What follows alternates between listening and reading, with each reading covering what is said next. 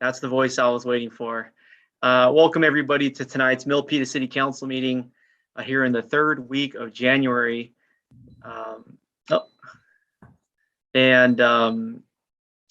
if you hear beeping. Pretty close to my kitchen right now, cooking dinner.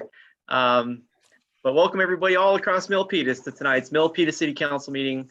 If you're watching at home or wherever you are on youtube.com or Facebook live stream, it's another meeting here in the city of Milpitas. I love the agenda tonight. We have a lot of great things happening, and we'll go to our city clerk, Wendy Wood, for the roll call. Councilmember Chua? Here. Councilmember Dominguez? Councilmember Fan? Present.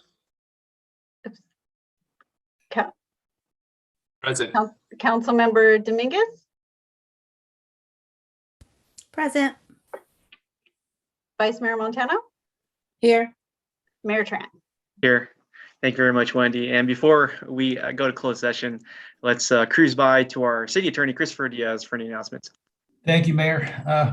Just wanted to note for the council and the public that the council will be convening in closed session to consider two items. The first is discussion with labor negotiators, and it's conference with labor negotiators, but for IAFF. And then second, public employee performance evaluation for the city manager.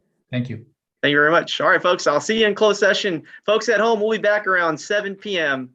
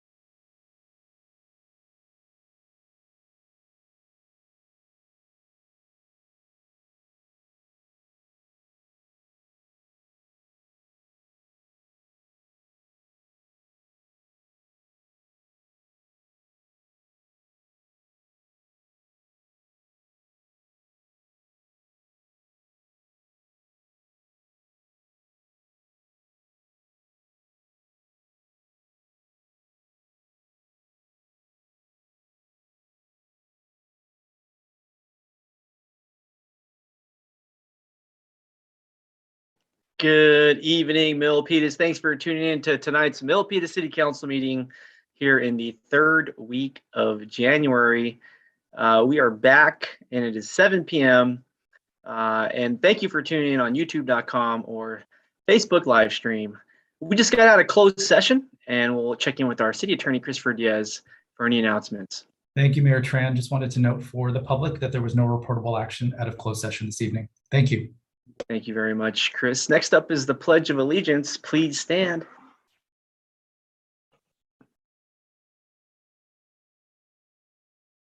Again, I pledge allegiance to the flag of the United States of America and to the republic for which it stands, one nation, under God, indivisible, with liberty and justice for all. Thank you. All right, thanks for tuning in, folks. We are still remote here during this pandemic surge with the Omicron variants. We want to send our best and warmest wishes to everybody out in the community, our City of Milpitas organization.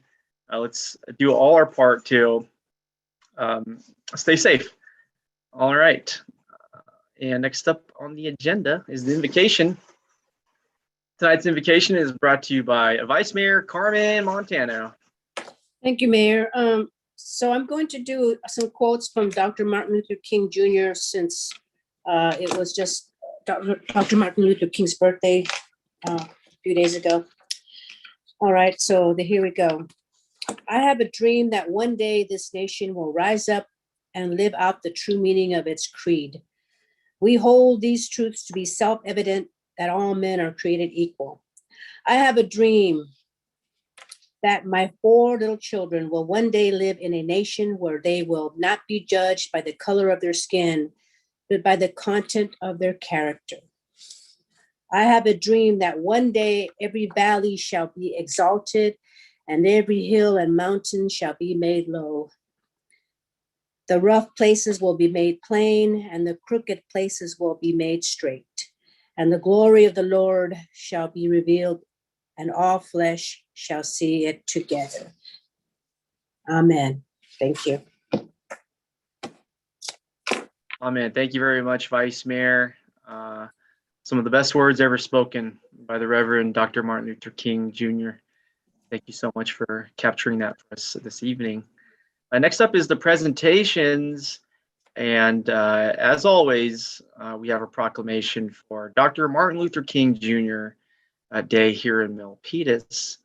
Let me pull it up here on my computer.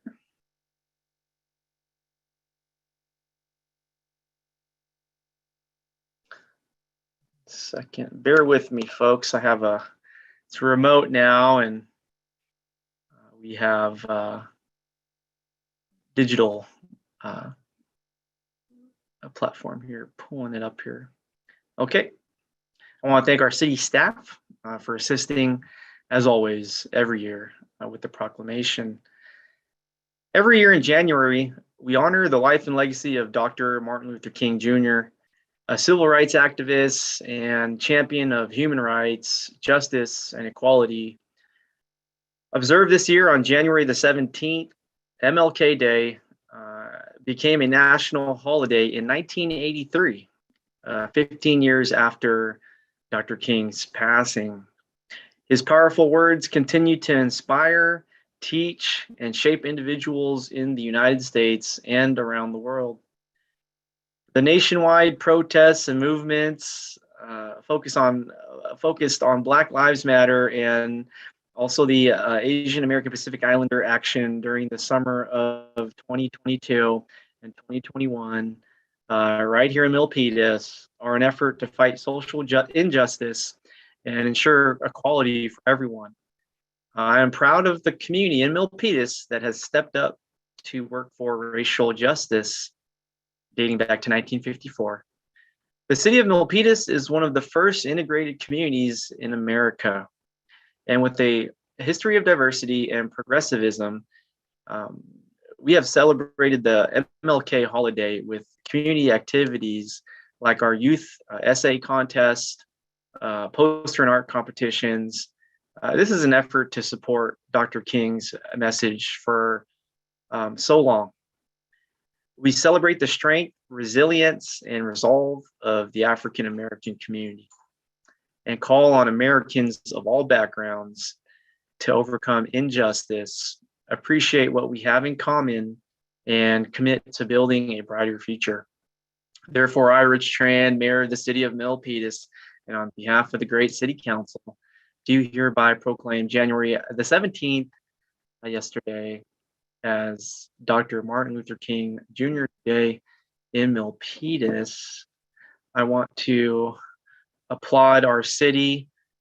In recent years past, we had former elected officials sponsor events pre-pandemic.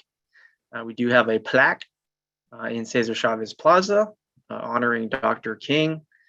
And I know that this superhuman has made a difference throughout the world, everywhere we go.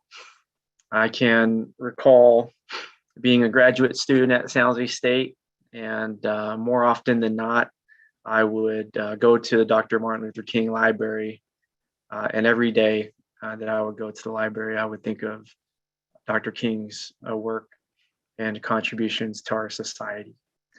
I'm so proud to come to City Hall now and walk through the plaza and to be reminded of his legacy. Thank you very much. Let me pull up the agenda. Okay. Next up, we have public forum. I want to welcome folks joining us on Zoom. We do have some attendees. And once again, welcome folks. It's the public forum. Tonight's public forum will be 2 minutes, and feel free to comment on all things Milpitas.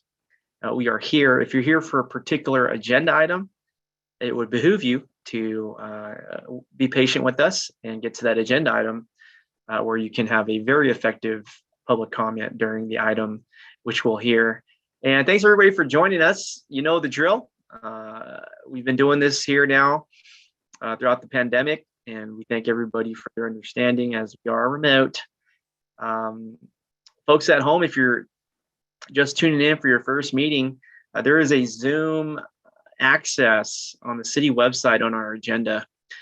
We have the Zoom link where you can join us via the Zoom website, and you'll be able to make comments and such. If you're just on youtube.com or Facebook live stream, there is no engagement piece of that technology. So if you have any questions, feel free to contact us here at City Hall, and we'll be happy to point you in the right direction. But thank you for all the Zoom folks here. Let's go ahead and get started. First up, Alan Thomas.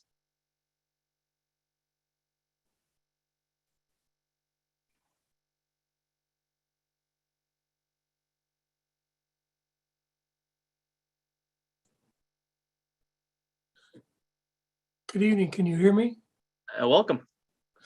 Hi, I'm Alan Thomas. I'm a 30-year resident of the city of Milpitas, and good evening, Mayor and City Council. I wanted to take a few minutes of your time this evening to thank you individually and as a team. There's a lot of activities in the city the size of Milpitas, and there is the continuing efforts put forward in supporting the health of our citizens during this COVID crisis. I am pleased that even as busy as you are, I've been able to continue a dialogue with the council on how the city of Milpitas can look for ways to support the Milpitas community of pickleball players. You have responded to emails, voicemails, and actual phone calls in a timely and interested manner. Members of the city manager's department have even visited other cities to see how they have successfully supported their pickleball community. Hopefully, some positive results will follow in the near future. Thank you again for your time, your interest, and your support. Thank you very much, Alan. And next up, we have Stephen Balzbach.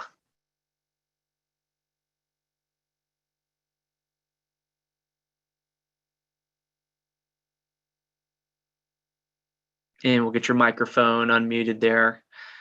And we look forward to hearing from you here in the seconds here. Okay, great. Can you hear me now? Welcome, yes. Okay, thank you. My name is Stephen Balzbach, 50-year resident of Milpitas. Good evening, Mayor, Vice Mayor, City Council members, and staff. We had a great meeting yesterday for pickleball at Gill Park, close to 30 people. And that was enough to fill 6 courts and still have others waiting to get on the court. So clearly great turnout. Of course, our biggest need is still more courts. We only have 2 courts. So obviously have a big need there. And it's only going to grow as weather gets better. So we look forward to working with the government of Milpitas to meet the needs of the Milpitas residents. And we thank you for your attention. Thank you very much. Thank you. Thank you. Next up, we have Tisha Patel. Welcome. Hello. Welcome. Hello, City Council members, and thank you so much for giving me the opportunity to speak here today. I'm Tisha Patel, and I represent Dragonflower Union, a nonprofit organization that advocates for victims of domestic violence. Today, I'm speaking regarding Milpitas' police response to domestic violence calls. Due to Milpitas' high immigrant population, we believe that there should be an option for a non-police response to domestic violence calls, or at least the presence of a trained volunteer from a domestic violence organization. Thank you. Thank you very much. Duly noted. Thank you. I believe we may have some great existing access. If our police chief can follow up with our great community member and provide some of the access we have. We do have multilingual officers, and I know there's a lot of training happening. Perhaps the chief can follow up offline or now. If now works too, and additionally later as well. Chief, did you want a very serious matter? Good evening, Mayor and Council. Yeah, if we can get the contact information for the citizen, I'd be more than happy to share the resources that we currently have, and then also share the multiple ways that we have access to officers' information and other community resources regarding domestic violence. Thank you very much, Chief. Okay, next up we have for public forum, Alina Kumar.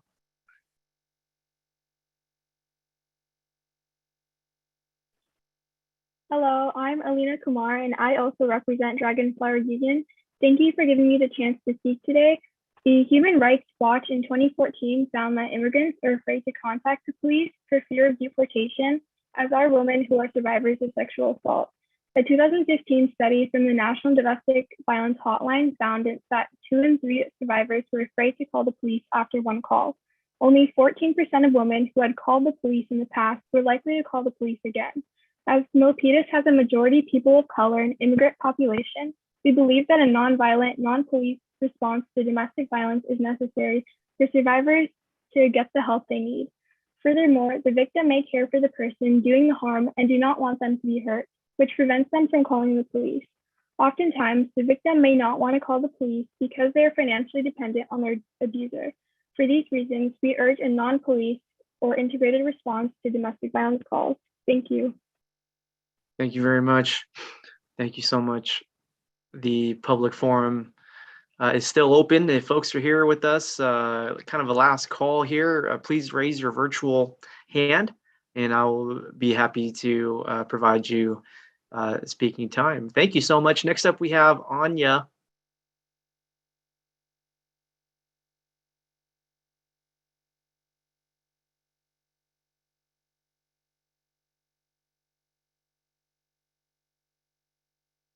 Welcome. Hello. Anya Law. Oh, okay. Virtual raised hand is no longer raised. Can you hear me? Oh, okay. I hear you. Please. Thank you. I'm sorry it took a little bit of time. My name is Anya Lal, and I also am with Dragonflower Union. So adding on to the other members' points, to add an example, San Francisco has launched a street crisis response team, which is composed of social workers, paramedics, and peer counselors to respond to mental health crises as well. This 10 to 10 helpline offers support and de-escalation for abusers, and we believe that it's possible to do something similar to respond to domestic violence crisis, and it would allow victims to be able to get the full help they need with people specialized to help them. Thank you.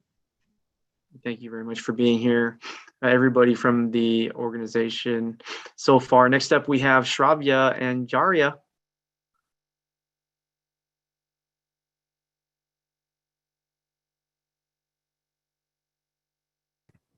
Hi, I am Shravya Anjaria. Thank you for your time, and I am the last person speaking for Dragonflower Union.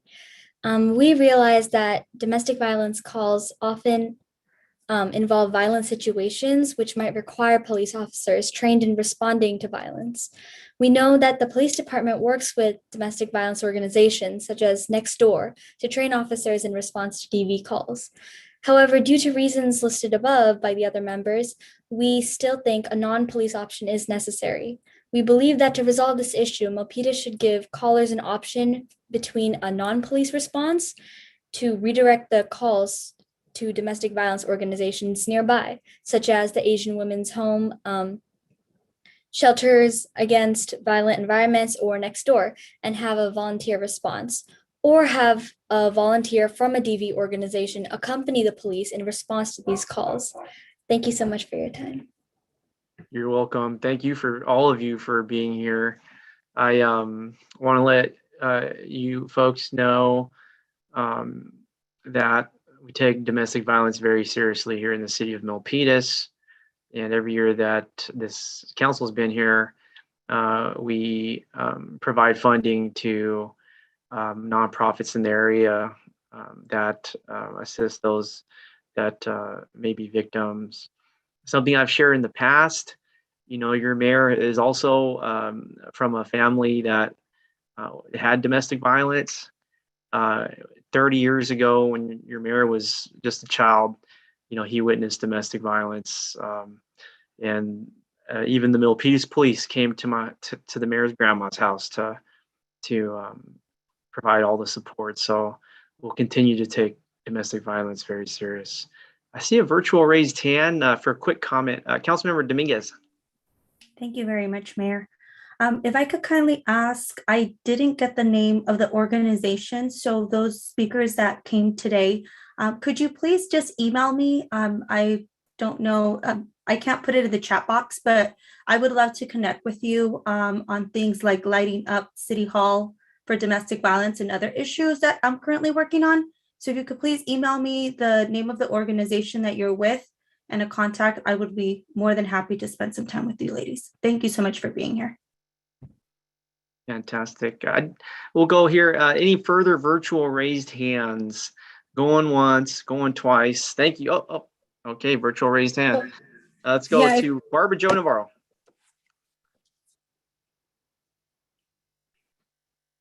Good evening, Mayor and Council representatives. I just wanted to thank everybody for approving my reappointment to the Senior Advisory Commission.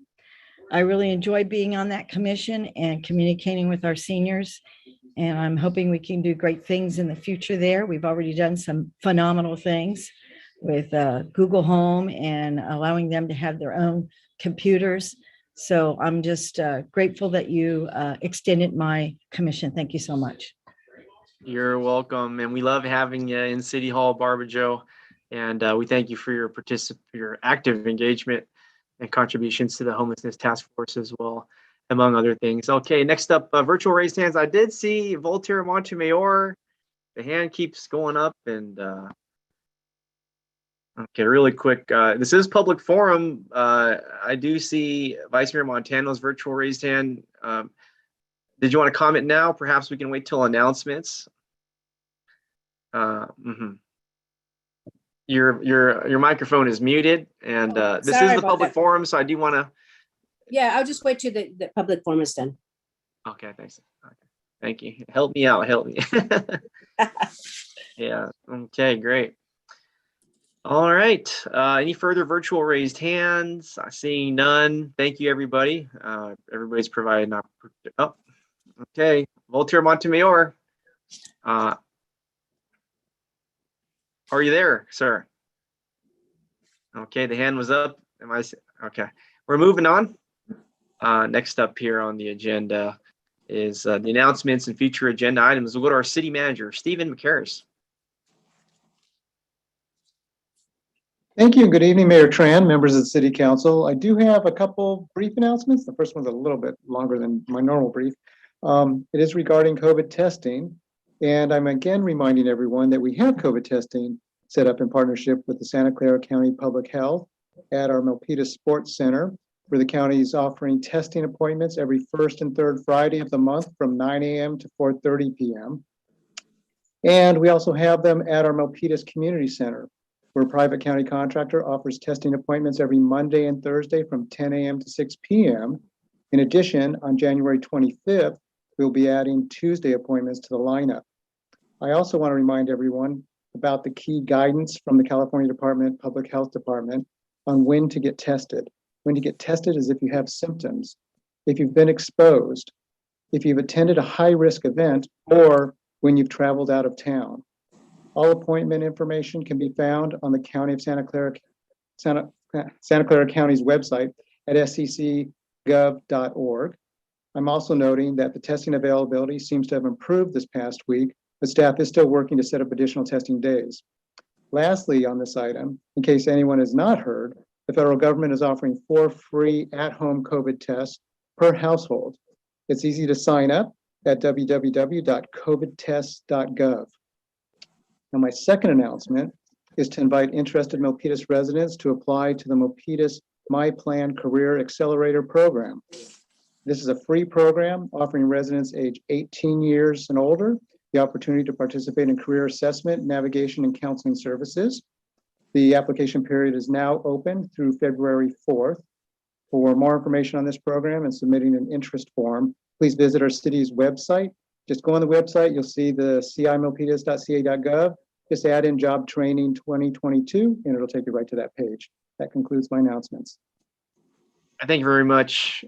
We'll bring it over to the virtual dais. I have one announcement, which is we got a great new restaurant here in town, folks. HL Peninsula over at McCarthy Ranch, the former Michael's space, 136 Ranch Drive. There's a grand opening tomorrow at 10 a.m. Looking forward to seeing folks out there.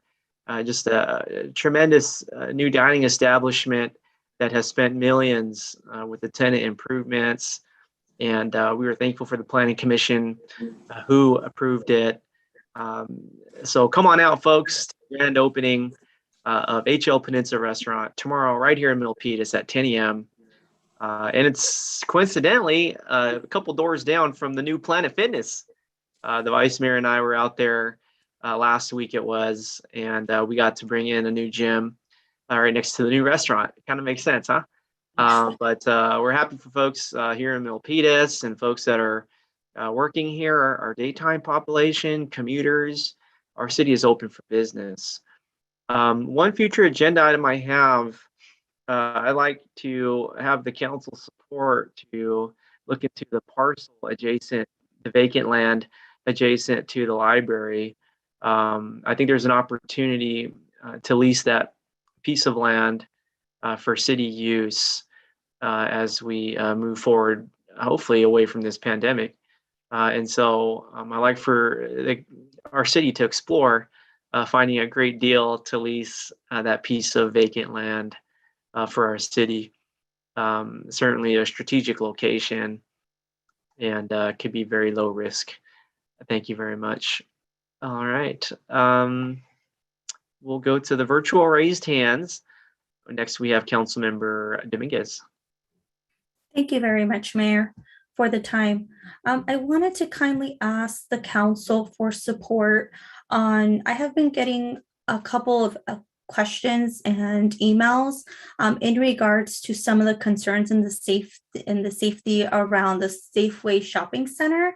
So I would like to kindly ask the police department to host a business watch with the Safeway folks there, and also maybe bring forward a presentation to the council in the spirit of transparency for the public to know, that maybe includes best practices for personal safety, definitely letting the public know the differences between private and public property. I think those elements are really important, and definitely bringing the latest call stats to us, because one of the things that I have found is that many times individuals will contact us, but there is no reports. And so I would like the Business Watch presentation to also include some maybe pointers on best practices on when to call the police, what's the difference between 911 and a non-emergency number.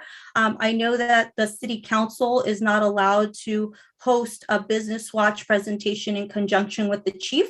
That goes through the city, and that is why I'm asking for this request for it to come through the city of Milpitas in collaboration with the Milpitas Police Department and maybe some of the representatives from the shopping center in order to bring an updated report, not only to the council, but the community at large. Thank you very much for your kind consideration. I just want to make sure I heard that correctly. So this would be an event for the business tenants or the community. I'm concerned we are going through the Omicron surge. I do not want our law enforcement officers exposed to the public at this time, but I'll consider your request. It could be on Zoom. Okay. Is this for the tenants or is this for consumers? Yeah, so definitely, thank you so much, Mayor, for your questions. Those are all great questions. A business watch is just very similar to a neighborhood watch. A business watch gives the opportunity for the community to come and bring their concerns in regards to safety to those that manage safety plaza, commercial plazas. In this case, it would be Safeway in itself, along with the Milpitas Police Department. So the Milpitas Police Department would work with Safeway to bring forward a presentation to the community that can be done on Zoom. And the presentation is very similar to a neighborhood watch. It brings forward crime statistics. It gives the ability for the Milpitas Police Department to stress how important it is to call 911. It gives an overview of the difference between 911 and non-emergency. And most importantly, it gives the public an opportunity to ask any clarifying questions, because sometimes the shopping centers are not the city's responsibility, and that gets really confusing with the public. So I think the public thinks that we could just put police officers there, and I would love the chief to address those concerns, and even for us to learn how is it done here in the city of Milpitas. And I think it would be great, in the spirit of transparency, for that to happen. It could either happen in a Zoom format with people pretty much like any other forum that we have done on Zoom. They sign up before and then it happens, or it could be part of the council meeting. It would be up to your discretion. I would definitely move towards that. But I do know that the public really wants this to happen, and I've been getting a lot of emails on it. So I definitely wanted to bring it up to the council as a representative voice of the community to share those concerns with you and offer an idea. I appreciate your input. I want to make a friendly amendment.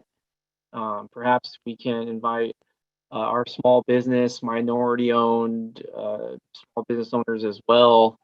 I know Town Center has mainly a larger chain type of businesses. I would like to make a friendly amendment to kind of invite our minority and immigrant business owners as well.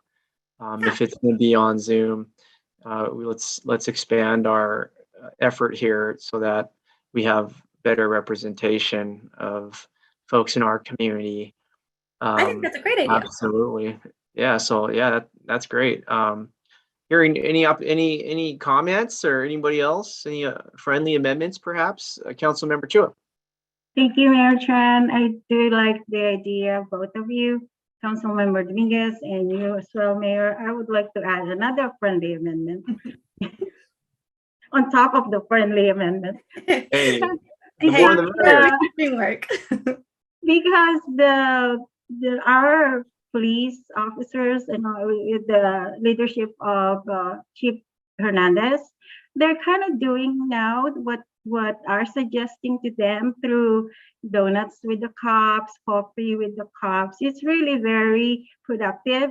And because of the pandemic, because of the situation with COVID, we can't do it physically now. And I think something like that, they're very creative. They can come up with something on Zoom, and then they can apply it on one-on-one, So I'm just saying, they can come up with something with regards to our small businesses, minority businesses, are all the businesses. So I'm challenging them to do that.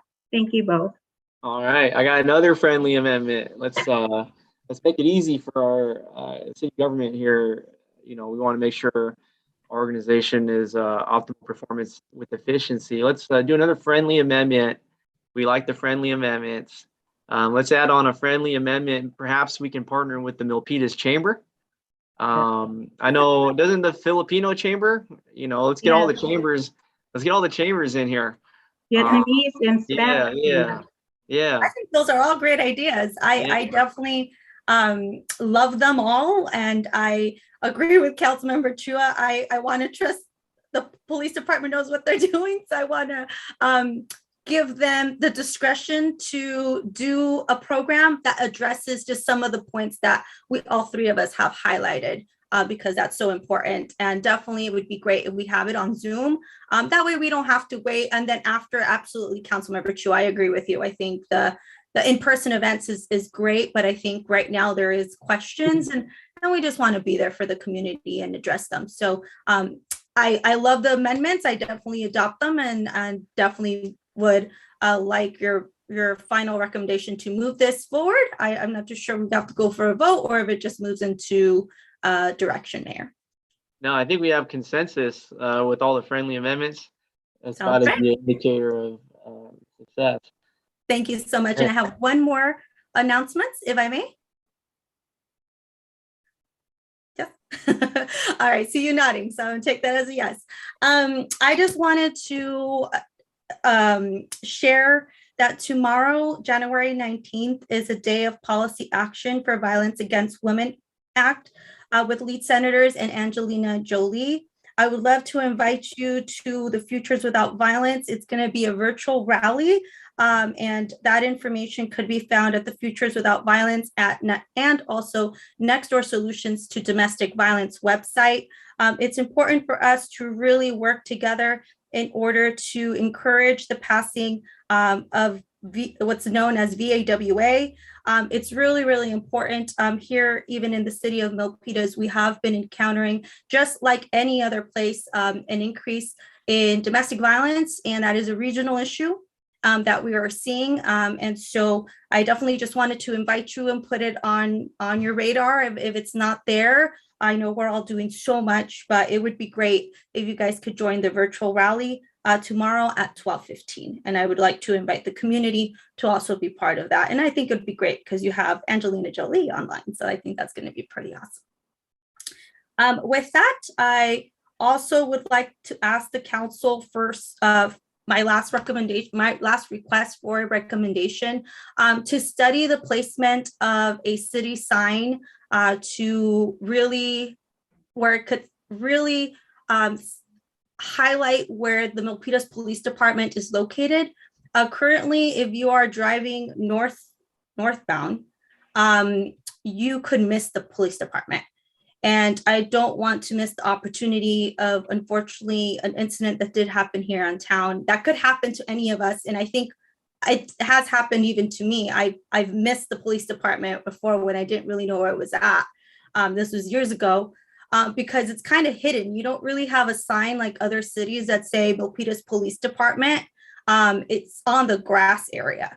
So I would like to kindly just explore, as the mayor says, the direction to see what the cost is to put a sign that's clear and big that says the Milpitas Police Department is there. So you could see it off both sides from North Milpitas Boulevard.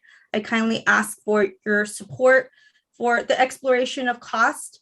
And the reason is I do believe it could save lives in the future. And I just don't want to miss the opportunity from a recent event that has happened here in town where it did miss, the opportunity was missed. I don't think it was on the city, but I do think that if we look at the opportunities, especially with cases that there was a loss of life, why not try to make it better? And so I want to kindly ask for your consideration to explore the cost and direct staff to explore the cost of implementing a sign that clearly states where the Milpitas Police Department station is at, and it's visible on North Milpitas Boulevard. Thank you very much all for your consideration. That's a positive idea. Yeah, I'm in support of taking a look around the police station area. Perhaps there's existing signs, perhaps, but worth taking a look. Okay, great. Next up, we have Councilmember Chua. Thank you, Mayor Tran. I just have one announcement. At the last council meeting on January 13th, we approved the parks master plan.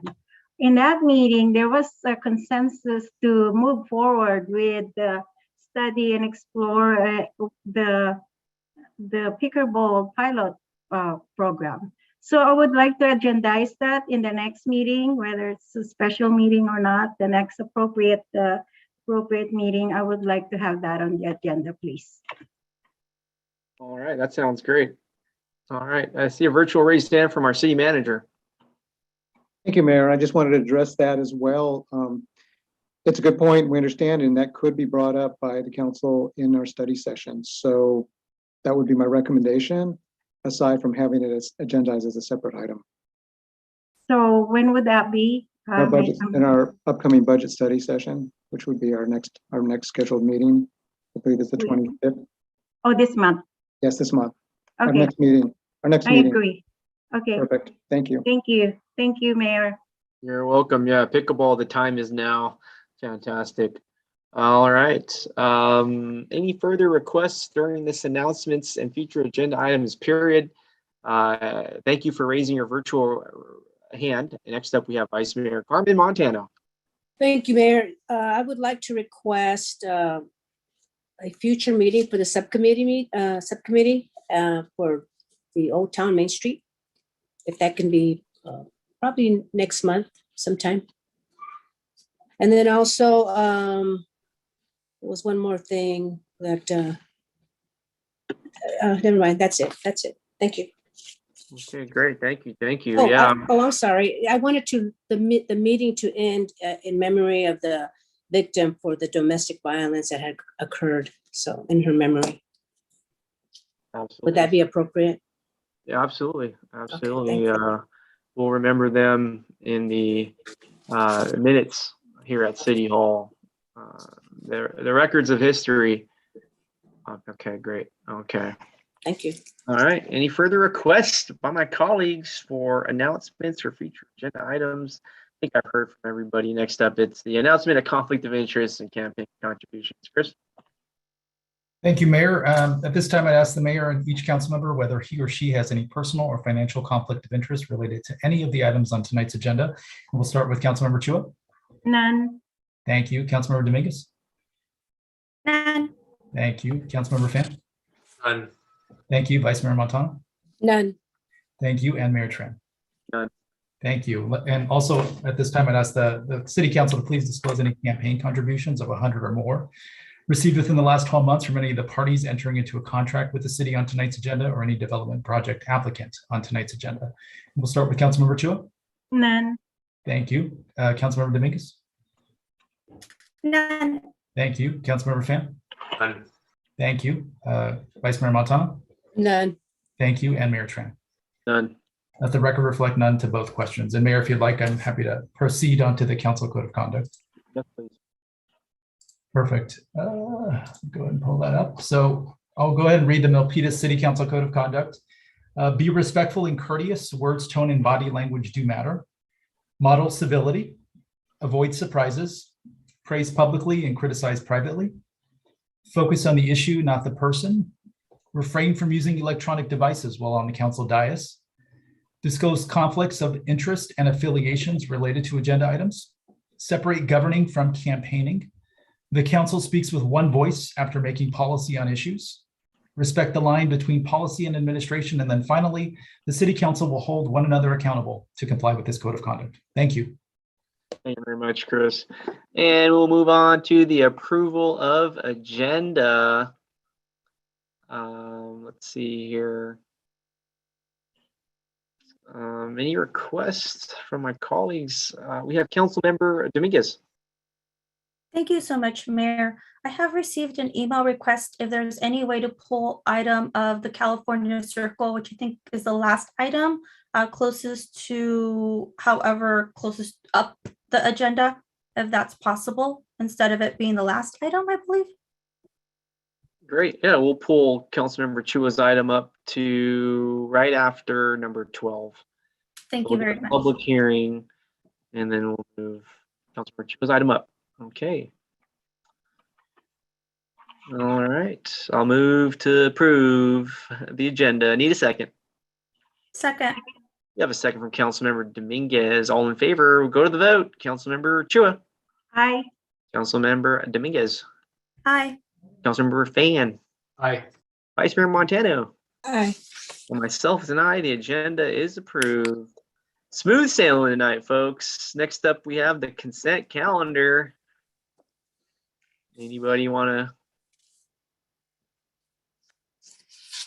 Consent calendar, folks. Thanks for tuning in, folks.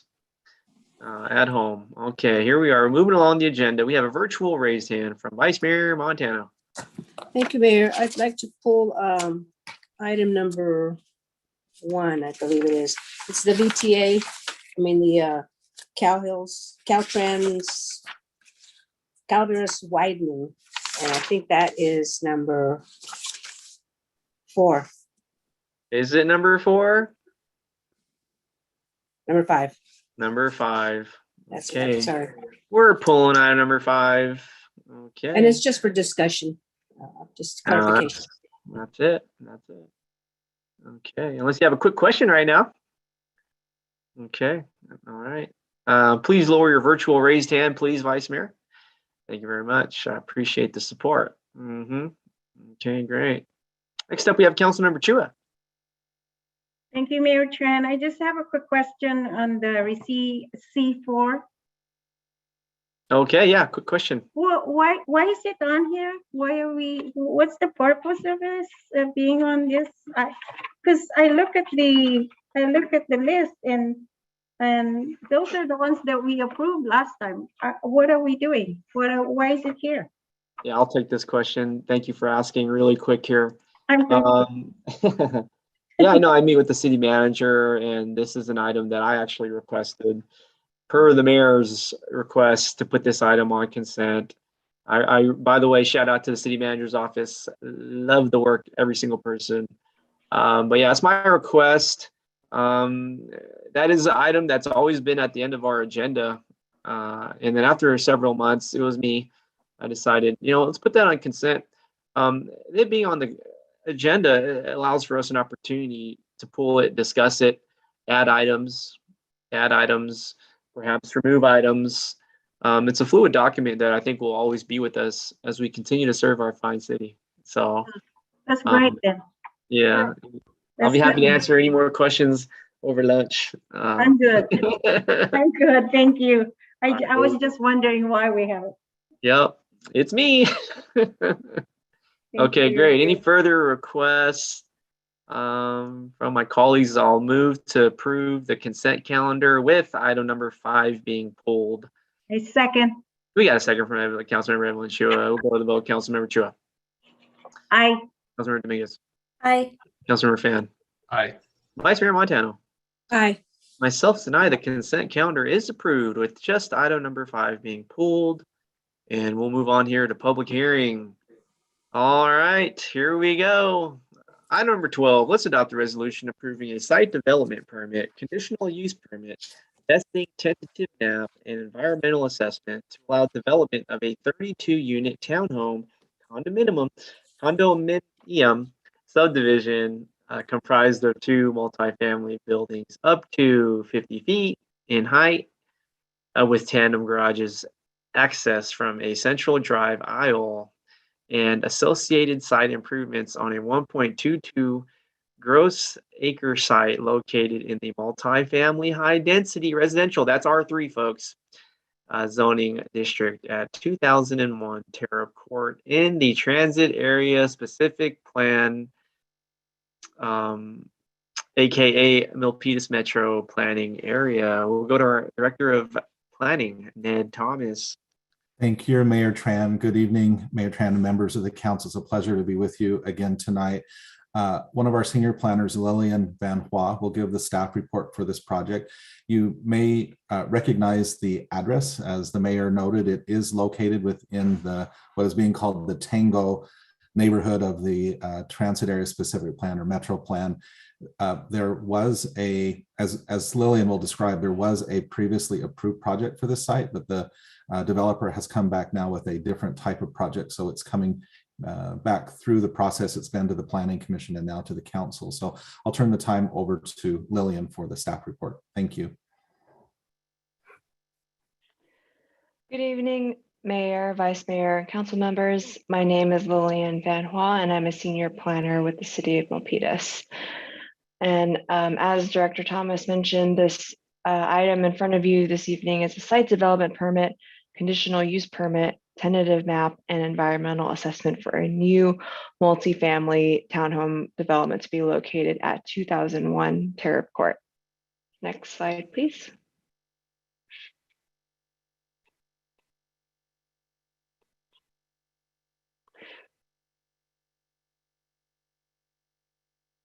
So the application consists of a number of items.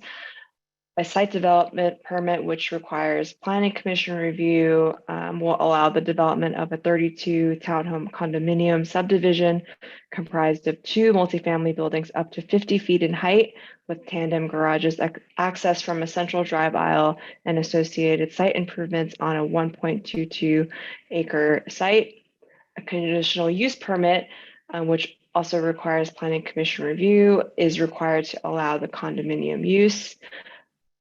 A vesting tentative map, which requires city council review, is required to establish 32 residential condominium spaces and related common area easements. And lastly, an environmental assessment was created to allow a third-party consultant to review and determine the project is covered under the previously prepared and adopted addendum to the 2008 Transit Area Specific Plan EIR for the project site, and that it can be exempt from further environmental review as required by the California Environmental Quality Act. Next slide, please. Here is an aerial view that shows the project location. The project site is located on the southern border of the city of Milpitas, north of San Jose and Lundy Place, west of an existing multifamily townhome development located at 1980, 1992 Tariff Court and 551 Lundy, and east of some existing industrial buildings and multifamily residential development. Next slide, please. The project site is zoned high density multifamily residential R3 with a transit oriented development TOD overlay. And it is also within the transit area specific plan, now known as the Milpitas Metro Plan. The areas immediately surrounding the project site are also zoned R3 with a TOD overlay. Next slide, please.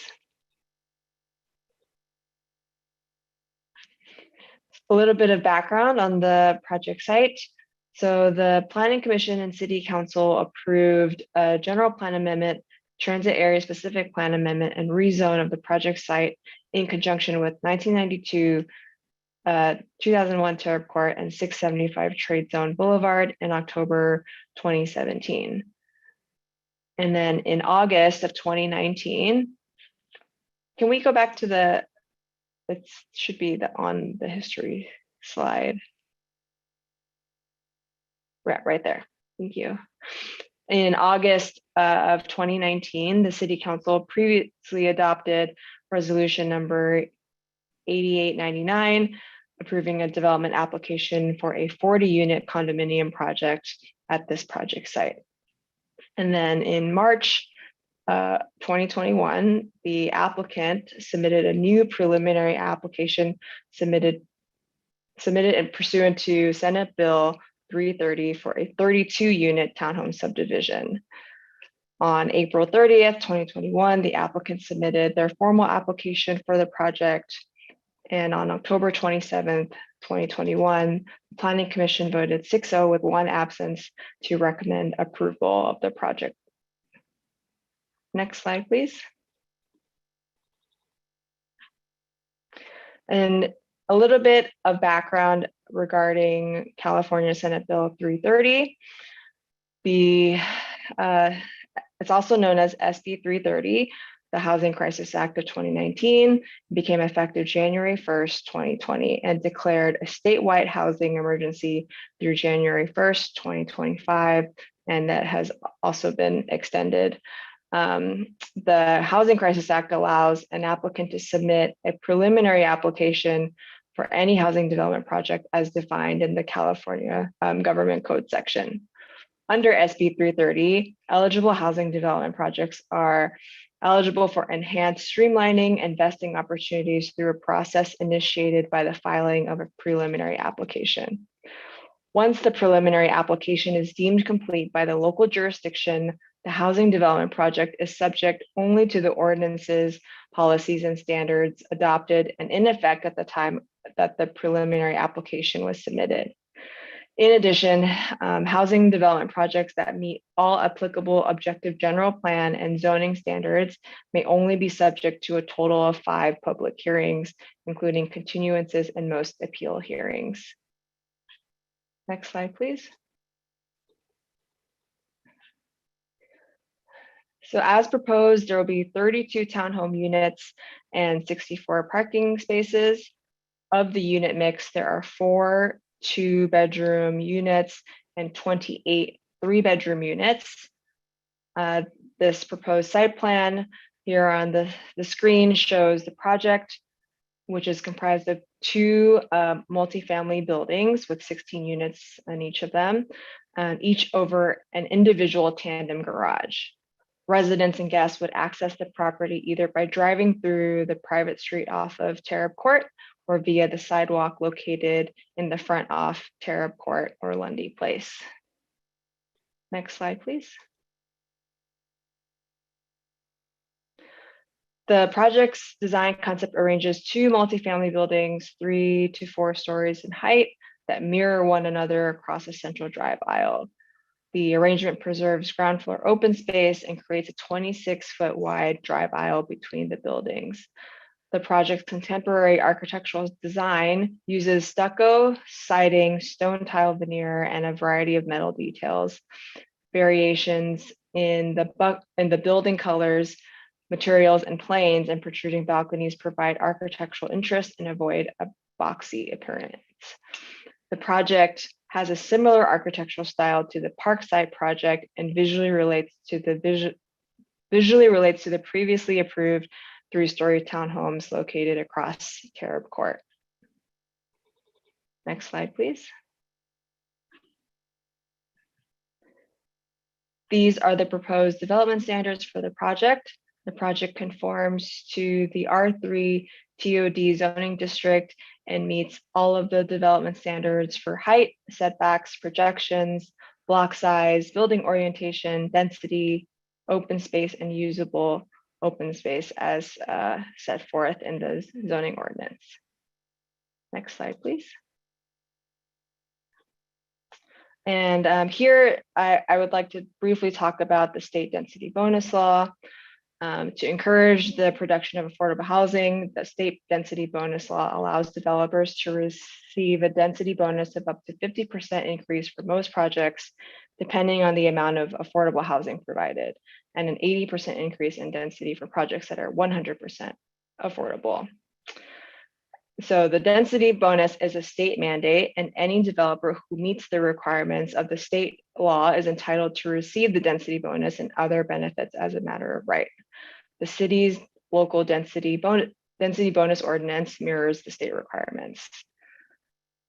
This project, by providing the required on-site affordable units pursuant to the Milpitas Municipal Code, which consists of 5 units, the project is eligible to receive certain waivers under the affordability provisions of the state density bonus law. While the project is not requesting additional density, it is entitled to receive up to 1 concession, unlimited waivers of development standards, and parking standard reductions. Next slide, please. Under the task, a minimum of 51 and a maximum of 64 resident parking spaces are required for the proposed project, and this is based on bedroom count.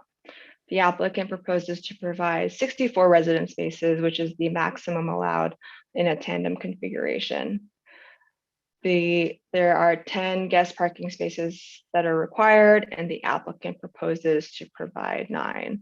And so, as I previously mentioned, the project is considered an eligible housing project under the state density bonus law, and government code section 65915 permits all on-site parking to be provided through tandem parking or uncovered parking.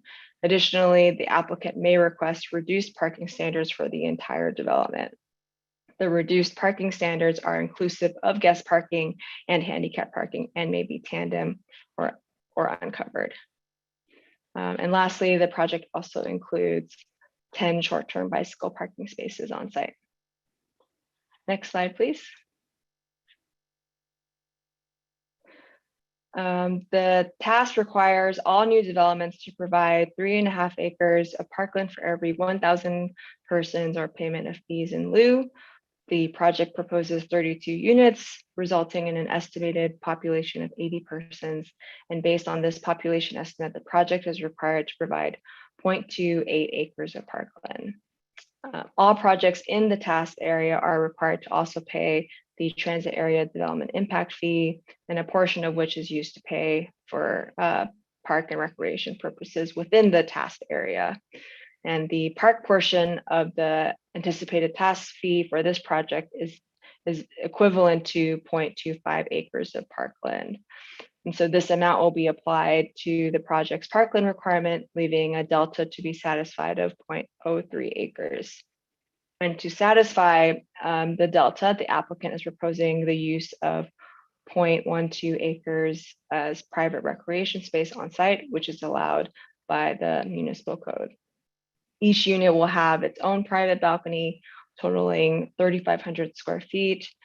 The private recreation areas also include a bench, mailbox station, concrete paving, and various landscaping. Next slide, please. And here you can see the project is sorry. This might be a repeat, but here you can see that the guest parking is located on the north side of the private street entrance, along the end of the driveway by the EV entrance off Lundy. Each unit will have its own 2-car tandem garage. The driveway entrance off Lundy will be gated off for EVA access only, and the remote control access will be provided by the HOA to fire and waste management.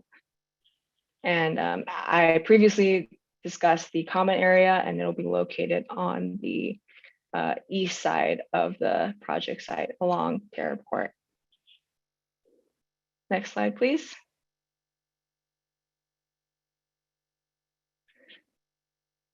Since the project is filed under SB 330, the project fees will be paid at a rate in effect as of March 2021, apart from those fees subject to increase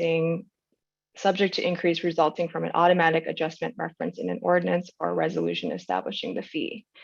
The project will be required to pay the task impact fee based on the 32 units. The estimated task fee is $1.4 million, and the project will pay the fee at issuance of building permits. The project will also be required to comply with the public art program. This fee is currently set at 0.5% of building development costs. The proposed project will also pay that fee based on the construction valuation at building permit issuance. And lastly, pursuant to Milpitas Municipal Code, Title 12, Chapter 1, Section 3, all new residential development projects of 10 units or more designed and intended for permanent occupancy are required to construct 15% of the total number of dwelling units within the development as affordable units. As mentioned, the project is proposing to dedicate 5 of the 32 units for moderate income households, which satisfies this requirement. Next slide, please. Staff has confirmed that the project meets the findings associated with site development permit, conditional use permit, and a vesting tentative map. These findings have been addressed in the resolution and discussed in the staff report. Next slide, please. So in June 2019, an addendum to the EIR was performed by LSA on behalf of the city for the higher density version of this project. The analysis contained in the environmental checklist confirmed that the modified project was within the scope of the task EIR and would have no new or more severe significant effects, and no new mitigation measures were required. As part of this development application, the applicant submitted a peer review memorandum conducted by First Carbon Solutions and a traffic analysis peer review conducted by TJKM. The memorandum confirms that the project is still within the scope of the task EIR and will have no new significant or more severe impacts. The city then conducted an environmental assessment for the subject project. LSA, on behalf of the city, prepared a peer review memorandum, and the memorandum found that the consistency analysis generally meets the requirements of CEQA and employs sound methods and analysis to develop its conclusions. The memorandum concluded that the project is still within the scope of the task EIR, and the subsequently prepared categorical exemptions prepared for the previous version of this project in 2019 and would not have any new significant or more severe environmental impacts beyond those that have been previously identified. Next slide, please. 412 postcards were sent to property owners and residents. The project was noticed in the local paper, and a yellow sign was placed in front of the project location. The project description and plans were also posted to the online public forum on the planning webpage 3 weeks prior to the Planning Commission public hearing. And this was in lieu of hosting an in-person community meeting. Next slide, please. Staff recommends that the City Council open and close the public hearing, consider the consistency memorandums to the addendum to the task EIR and the exemptions in accordance with CEQA, and adopt a resolution approving site development permit number SD 21-0004, conditional use permit number UP 21-0005, vesting tentative map MT 21-0001, and environmental assessment number EA 21-0001 to allow development of a 32-unit townhome condominium subdivision comprised of 2 multifamily buildings up to 50 feet in height, with tandem garages, access from a central drive aisle, and associated site improvements subject to the conditions of approval. This concludes staff's summary of the project, and I'd be happy to answer any questions. Thank you very much for the presentation, Lillian. Do we have the applicant here? Let's hear from the applicant. Mayor Tran, before we proceed with the public hearing, just some advice to the council, and I know I usually do give you guys parameters in terms of land use items just to ensure we're protecting due process. So just a couple of things. This is a land use application tonight. So as council is well aware, we want to hold those opinions until you get to that close of the public hearing. And then at that point, you're free to state any kind of opinions you have about the project and the application before you. The other thing is we would want to just ensure that we obviously hear from the applicant first, go to public comment, general public comment at that point. And then if there's any rebuttal that the applicant would like to have, we'd like to provide them that opportunity as well. But once that public hearing is closed, you are free to share any opinions you have about the project. The other thing I would add is when we get to, before we open the public hearing rather, I would recommend that the council just make any disclosures that they need to make. If you visited the project site, if you spoke with the applicant, if you spoke with any of the residents, anything of that sort, you just want to disclose that on the record so that the applicant can hear that and potentially respond to that. And then if there's any questions, staff did an amazing job explaining SB 330 as well as density bonus law. But if there's any questions you have about the housing laws that staff did present on, happy to answer those questions as well. Thank you. Thank you very much, Chris, and welcome our applicant. Good evening. It's Leah Beniston with the Two Life Companies. Good evening, Mayor and City Council members and community. I'd like to also state that I have brought our legal counsel, Ariel Harris from Miller Star Regalia, in case there's any questions she may need to address later. But tonight I'm here before you again, as Lillian did so well with the staff report. I do have a presentation. I think we should load it up. She said I'd rather focus on answering questions. But you've seen me here before, and here I am again, processing a new for the 2001 Terror Court. Next slide, please.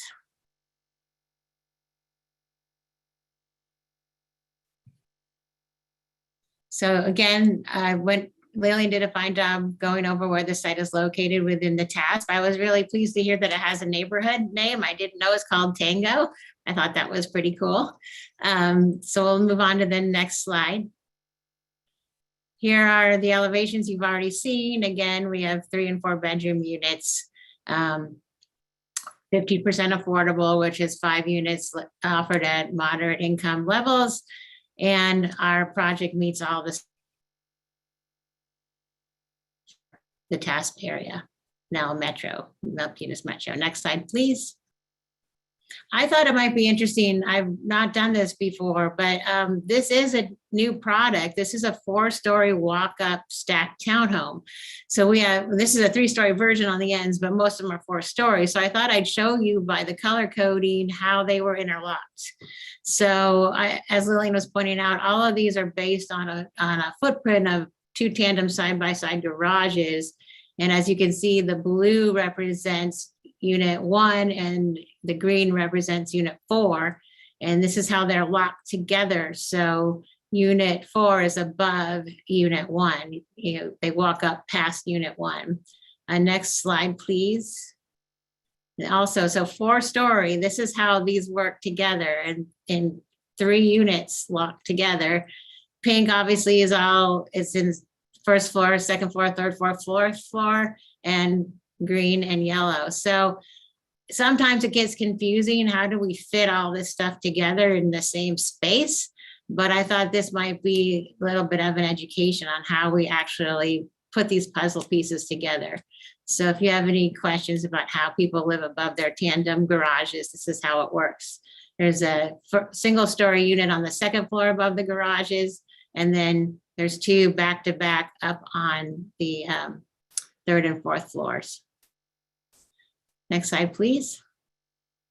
So here are the amenities. I'm going to go counterclockwise around this slide, reading it off just so we make sure we don't get confused or lose where we are. But from the main entry off of Terra Court, we then have circulation around the site on accessible sidewalks. In the center, that center drive aisle is pervious pavers. You can see 7 parallel guest spaces along that side property line facing north. The bicycle racks are there near the northwest corner. I also thought it might be interesting for you to know that there were 34 existing trees on site, and while we have to remove them in order to fit the development in, we are putting in 128 new trees. The passive open space, now starting on the right-hand side of the slide, is out there in front at the corner of Cherub and Lundy. And then I threw in here stars and circles. So circles are where our affordable units will be located, 5 of them. And then the stars represent which ones are ADA accessible. So they're level and you can, walk in or wheelchair into these units with no barriers. There is the EV charging station outside in the guest parking there. And then I forgot about the gate to Lundy. Due to the close proximity of that existing driveway to the Terrab-Lundy intersection, city staff had indicated they only wanted that to be an EVA. So there is a gate operated, remote control operated gate for fire department and the garbage collection service. And then there's going down again, there's a mailbox station and more space. Next slide. there you go. There's a picture rendering of what it should look like. It's a little more interesting than what a flat elevation looks like in the plan set. So again, we designed it, same architect as all the projects across the street on Terram and Lundy to be matching and compatible, even though it's a story taller. Next slide, please. And here's a view from Lundy. You can see down the middle of the site where that driveway is. So it's hopefully you find it attractive and compatible. And that's what I have for this evening. If you have questions, I'd prefer to answer those questions if I didn't cover it, but generally this is a fairly straightforward project and we're pleased to present it to the city. Thank you. Thanks so much. So we'll circle back around to you. Let's go ahead and I'll open up the public hearing. If I hear no objections, I will open up the public hearing. Any objections? Hearing no objections, the public hearing is now open. Let's go to public comment. First up, we have Voltaire Montemayor.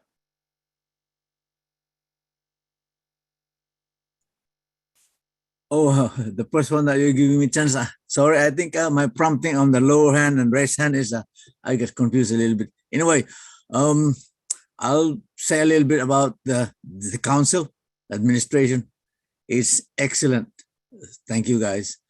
About this project, I think all the requirements, everything, all rules and regulations, the presentation is great. So in other words, for me, I'm impressed. Thank you. Thank you very much, sir. And we are still taking public comment. Folks, thanks for being with us here tonight. I see about a dozen folks in the attendees column of my Zoom window. Virtual raised hands, we'll take them for the public comments here in the public hearing. Always great to have a public hearing during a city council meeting. Certainly one of the joys of public service. Okay, we'll just go ahead and keep the public hearing open. Folks, feel free to chime in along the way, members of the public, as you'd like on Zoom. And so bring the conversation back up here to the virtual dais. I guess I'll kick it off here. My question can be to the applicant or city staff. We'll start with the applicant. Can you tell us more for the public's information about the conditional use permit? Sure. The conditional use permit is for all of the garages to be in tandem configuration and not a standard side-by-side configuration. So basically the city code allows for tandem up to 50% of the total. And so with our density bonus and the conditional use permit, we're combining them to say, we would like to present them as back-to-back tandem. So one behind the other. That's why they're in those long, narrow garages. Thank you very much. And perhaps I can ask the Director of Planning, what is the reasoning behind the city ordinance and the parking format? I'm sorry, I didn't quite catch that last part. Yeah, the format of the parking garages, our ordinance states that we do not have tandem garages side by side. Why is that? Oh, I wasn't here when the current ordinance was written, but I imagine that most cities will find that tandem parking obviously is less convenient than regular side-by-side parking, and oftentimes tandem parking, as we've seen in where it's been built in the city already, that a portion of it will often be used as storage rather than for parking, and then you have parking issues in the larger development. So the zoning ordinance doesn't prohibit tandem parking, but it does, the way that it's written in requiring a conditional use permit gives the planning commission and the council some jurisdiction over how much tandem parking they want to allow. Thank you very much. And because this particular project is over that threshold, then it comes to you as a conditional use permit. Okay, thank you so much. Thank you. Always interesting to catch up on our ordinances during meetings. Okay, great. I did see the city manager's virtual raised hand. It was up, so I don't want to ignore that. Thank you, Mayor. Director Thomas did a perfect job at explaining. When I was the director, it was a lower percentage. It was raised to 50%. Just working on kind of urbanizing some of these areas, and we recognize that, and that continues as we see transit now playing a larger role in Milpitas. So I think the 50% is just fine, and the rest of it was per Director Thomas's fine definition. Thank you. Thank you very much. Thank you. If I may, let me go to city staff. Let's see who can get this one. What was the vote for the resolution 8899? I think we had a slide there that showed the council voted. Do we have the vote there? For the previous project? It was on one of the slides, I think, for this address. Let's see, is a resolution 8899. I had the vote for the planning commission hearing from October, 6-0. But I can quickly pull up the previous resolution. Now it's like before COVID, it's like hard to remember before the pandemic hit. It's just, that's a question I wanted to ask. I cannot remember back to August of 2019. Unfortunately, it's just been certainly the unimaginable with this pandemic. So you'll have to pardon me. Sure. So I have here that it passed 4 ayes and 1 absent. Okay. Well, I think I was absent, wasn't I? No wonder I can't remember. You were the absent one. No wonder I can't remember. Yeah, what was I doing? I was with the National Guard doing something. But okay, okay, great. I think for me, my vote for this item tonight will be a no. Let's go to the council. Councilmember Chua. Yeah, Mayor, before we start deliberating with the council, I just want to confirm 2 things. One, I would recommend the council go down the dais and disclose any ex parte communications with the developer, the residents, any visits to the site, just so that is on the record. From that point, I'd recommend that we allow Leah Beniston to have rebuttal opportunity, so just about 3 to 5 minutes, and then from there close that public hearing officially, and then have council formally deliberate. If there's still questions that the council has, I would encourage you to ask those questions now. Okay, great. Let's go ahead and I don't want to close the public hearing yet.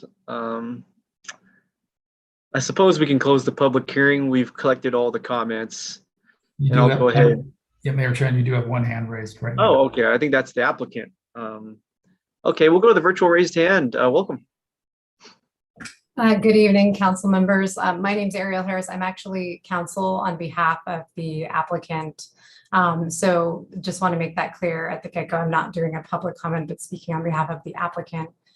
And if I may, just briefly add one sort of piece of information regarding the council's consideration of the project tonight that relates to SB 330 and hasn't been mentioned yet this evening or identified in the staff report. So I thought it might be helpful for me to just go over it. And that is the legal requirements in the Housing Accountability Act, the HAA, which was amended as part of the Senate Bill 330 package back in 2019. As relevant to you all this evening, there's a specific procedural requirement in the HAA that relates to denial of housing development projects, which is a defined term in the statute. And for this evening, the project absolutely qualifies as a housing development project. So here, under Government Code Section 65589.5, subdivision J1, It's a mouthful. There is a provision that provides very clearly that where a project such as the proposed townhome project complies with all applicable objective general plan, zoning, and subdivision standards, which, as summarized very nicely in the staff report and slide presentation, this project is compliant. In that circumstance, the city must approve the project unless it can make a finding that the project will have a, quote, specific adverse impact upon the public health or safety, and that there is no feasible way to mitigate such impact other than denial of the project or approval of the project with a lower density. And lastly, specific adverse impact is further defined in the statute, so I thought I would just reiterate that this evening. It is defined as meaning a significant, quantifiable, direct, and unavoidable impact based on objective, identified written public health or safety standards, policies, or conditions as they existed on the date the application was deemed complete. And finally, this finding, this required finding where a city does deny a project that's compliant is subject to a preponderance of evidence standard, which is actually a heightened evidentiary standard when you compare it to a typical land use approval in California. And that is that you have to demonstrate that the facts, the evidence in the record here, that's predominantly the application materials and the staff report and this evening's comments, that it's more likely than not that those facts are true to support that finding of denial.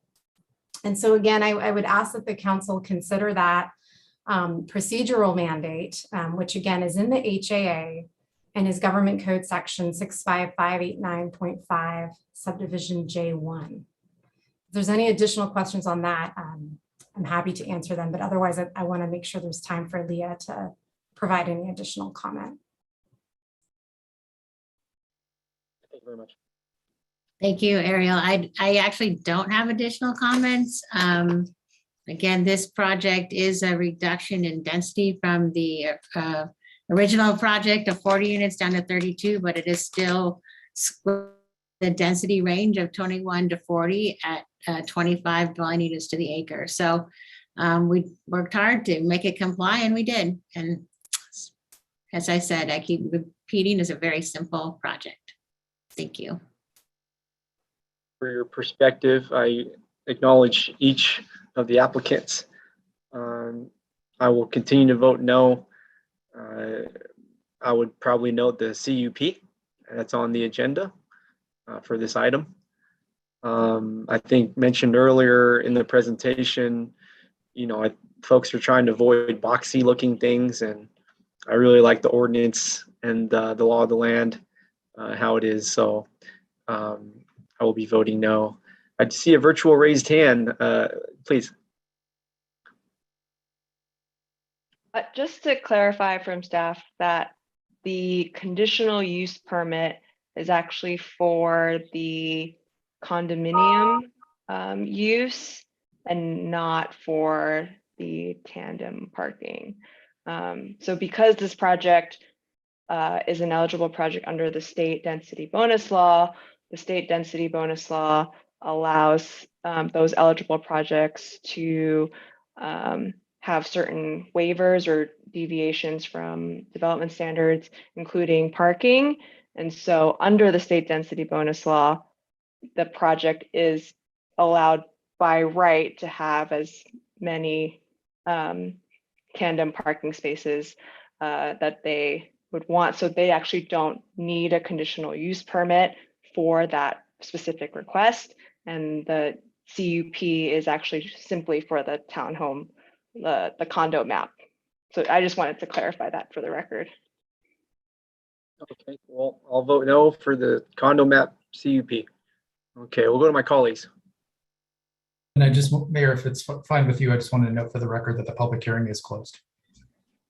Yeah, I think we should close it. I'm not sure if we closed it yet. Have we? No, but it sounds like the council is going to start deliberating. So okay, great. So I'll go ahead and move to close it per usual. I'll go ahead and move to close the public hearing. If I don't hear any objections, we'll do it very efficiently here. I hear no objections. The public hearing is now closed. Thank you very much, Chris. Okay, great. I think I've said all I've needed to say. We'll go to my colleagues. We'll go virtual raised hands. And next up, we have the Vice Mayor. Thank you, Mayor. Thank you for Leah for presenting a nice presentation. And looking at the project site, I think that this is, and what I really like about this, it's in the transit area specific plan. So it's in line with our goals of having high density housing near transit. I also like the fact that there's a large park at the site. And can you go back to the architecture picture on there?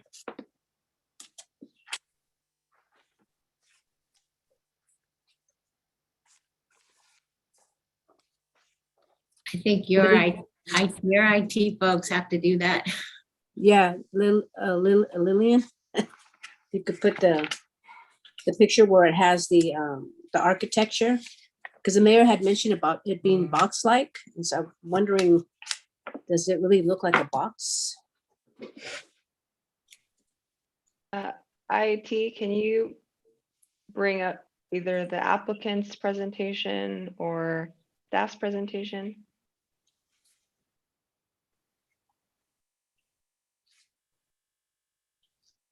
Okay. Okay, so it's, it's not much change from the ones that are near there. So and it does provide housing since there is one of our it'll be included as some of our arena numbers, right? Is that correct? It'll be included in our arena numbers. No, I do like that. I even like the color scheme. And it matches, it conforms with the other nearby structures. So I don't see something that, it's a need of how to provide housing. It's part of our housing element. So let me ask the question, is it going to be included in our arena numbers? Are these units going to be included in our arena numbers? I'm assuming that it will. I think that's a question for your staff. Yeah, staff. Yes, they will be included in the arena numbers. They will be whether included in the yeah. current cycle or most likely in the next cycle. Okay. And there's going to be 63 units you mentioned. There's plenty of 32. 32, and then there's parking. I do like the parkland that they have the developer set aside the parkland, and that's really important for our city. That's for my perspective.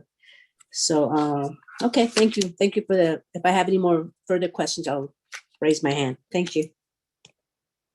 Vice Mayor. Next up, we have Councilmember Finn. Yeah, I think it's a terrific project. I, think the architecture is beautiful and would really add to the neighborhood. I don't see an issue with it. I'm glad that it's going to be contributing to our transit-oriented plans, and looking forward to more projects like this. At the end of the day, we want to encourage transit-oriented development. So this is a step in the right direction. As for arena numbers, I mean, technically any housing project that goes forward contributes to our arena numbers. But that's not to say that, in addition to our housing stock isn't a good thing. I think it's always a good thing to have a diverse housing stock, and this certainly does that. So, I look forward to supporting the project, and I encourage my colleagues to do so. All right, let's keep the discussion going, folks. Every item is an interesting item here in the city of Milpitas. unique in its own. And I love the thorough discussions. We will look for any virtual raised hands. Next up, Councilmember Chua. Thank you, Mayor Tran. I have a quick question for staff. Can I see that slide again with the overview of the project? You know, where it shows all the streets and the bike parking, bicycle parking, and all the parking. Can I see that one, please? IT, right? Not this one, the top overview. Go ahead, more. No, this one. Okay, on another development, we have an issue. Where are you going to put the trash bins? The trash bins have space inside the tandem garages to be stored, and then they get pulled out to the curb, which is the apron, garage apron, just like in regular residential unit. And the garbage truck drives down the middle and picks it up on either side and then drives out. So trash bins are accounted for inside for storage and outside for pickup. I think the issue with one of the developments that we have recently is that it blocks especially this is a tandem garage. It will block when they exit, when they back out of the garage, the trash bins will, because there's a certain size that we have. I was wondering if we accommodated that need. I'm speaking with Ms. Van. Yes, we have. The garage units inside have to have the proper storage for the bins. So we have the space allocated for the bins, and yes, it is. It will be management. Every homeowner will have to manage those trash bins and their cars, but they would have to manage them in a side-by-side configuration as well. So we provided the space for it, and we hope they all use it appropriately. I'm more concerned of the outside when it's ready to be picked up. Has that been addressed? Yes, that apron that you see out at the front of the driveway is wide enough to accommodate the garbage cans. In the larger plan set that we submitted to the city, there is a waste handling site plan, which shows where those waste bins get placed for actual pickup by the truck. And then, yes, the homeowner will have to pull those back in later. Yeah, that's given. Yeah. So may I speak with Lillian, please? Yes. Ms. Manuel, do you see the issue that I have with that trash bin outside? We have another development because they have that problem. Is that been resolved? I just want to get that direct from you. For this project or for the other? For this project. Okay. For this project. I don't want it to happen in this project. That's what I'm asking. Sure. So the applicant did submit a solid waste handling plan. It's sheet TM05 on the project plans under attachment B. And it is my understanding that they have submitted and gained approval from the sanitation district to place that they have enough space to accommodate the vehicle and then also the trash pickup location itself.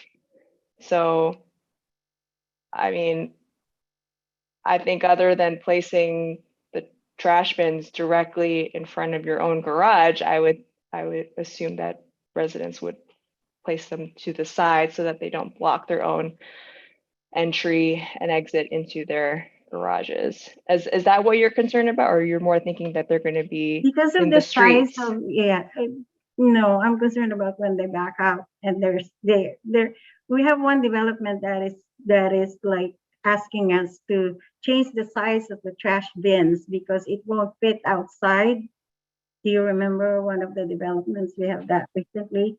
And I just want to have this development, an accommodation for that type of a need. That's what I'm asking for.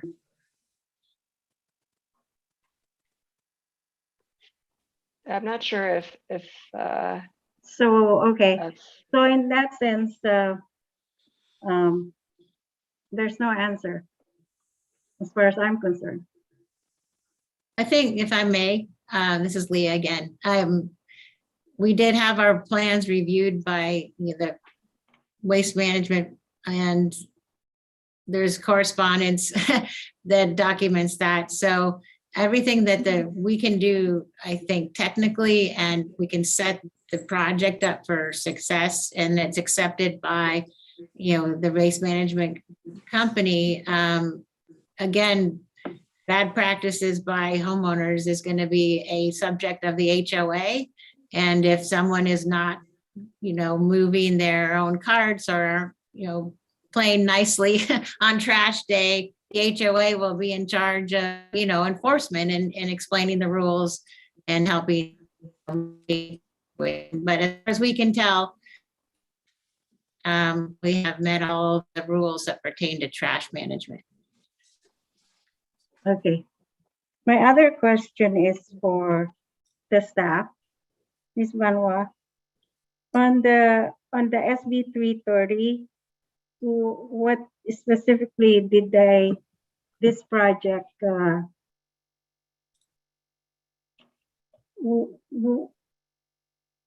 what can you detail out specifically what this project what was the criteria that made this project SB 330 approved? What detail out? Just give me a few examples. sure. So under SB 330, any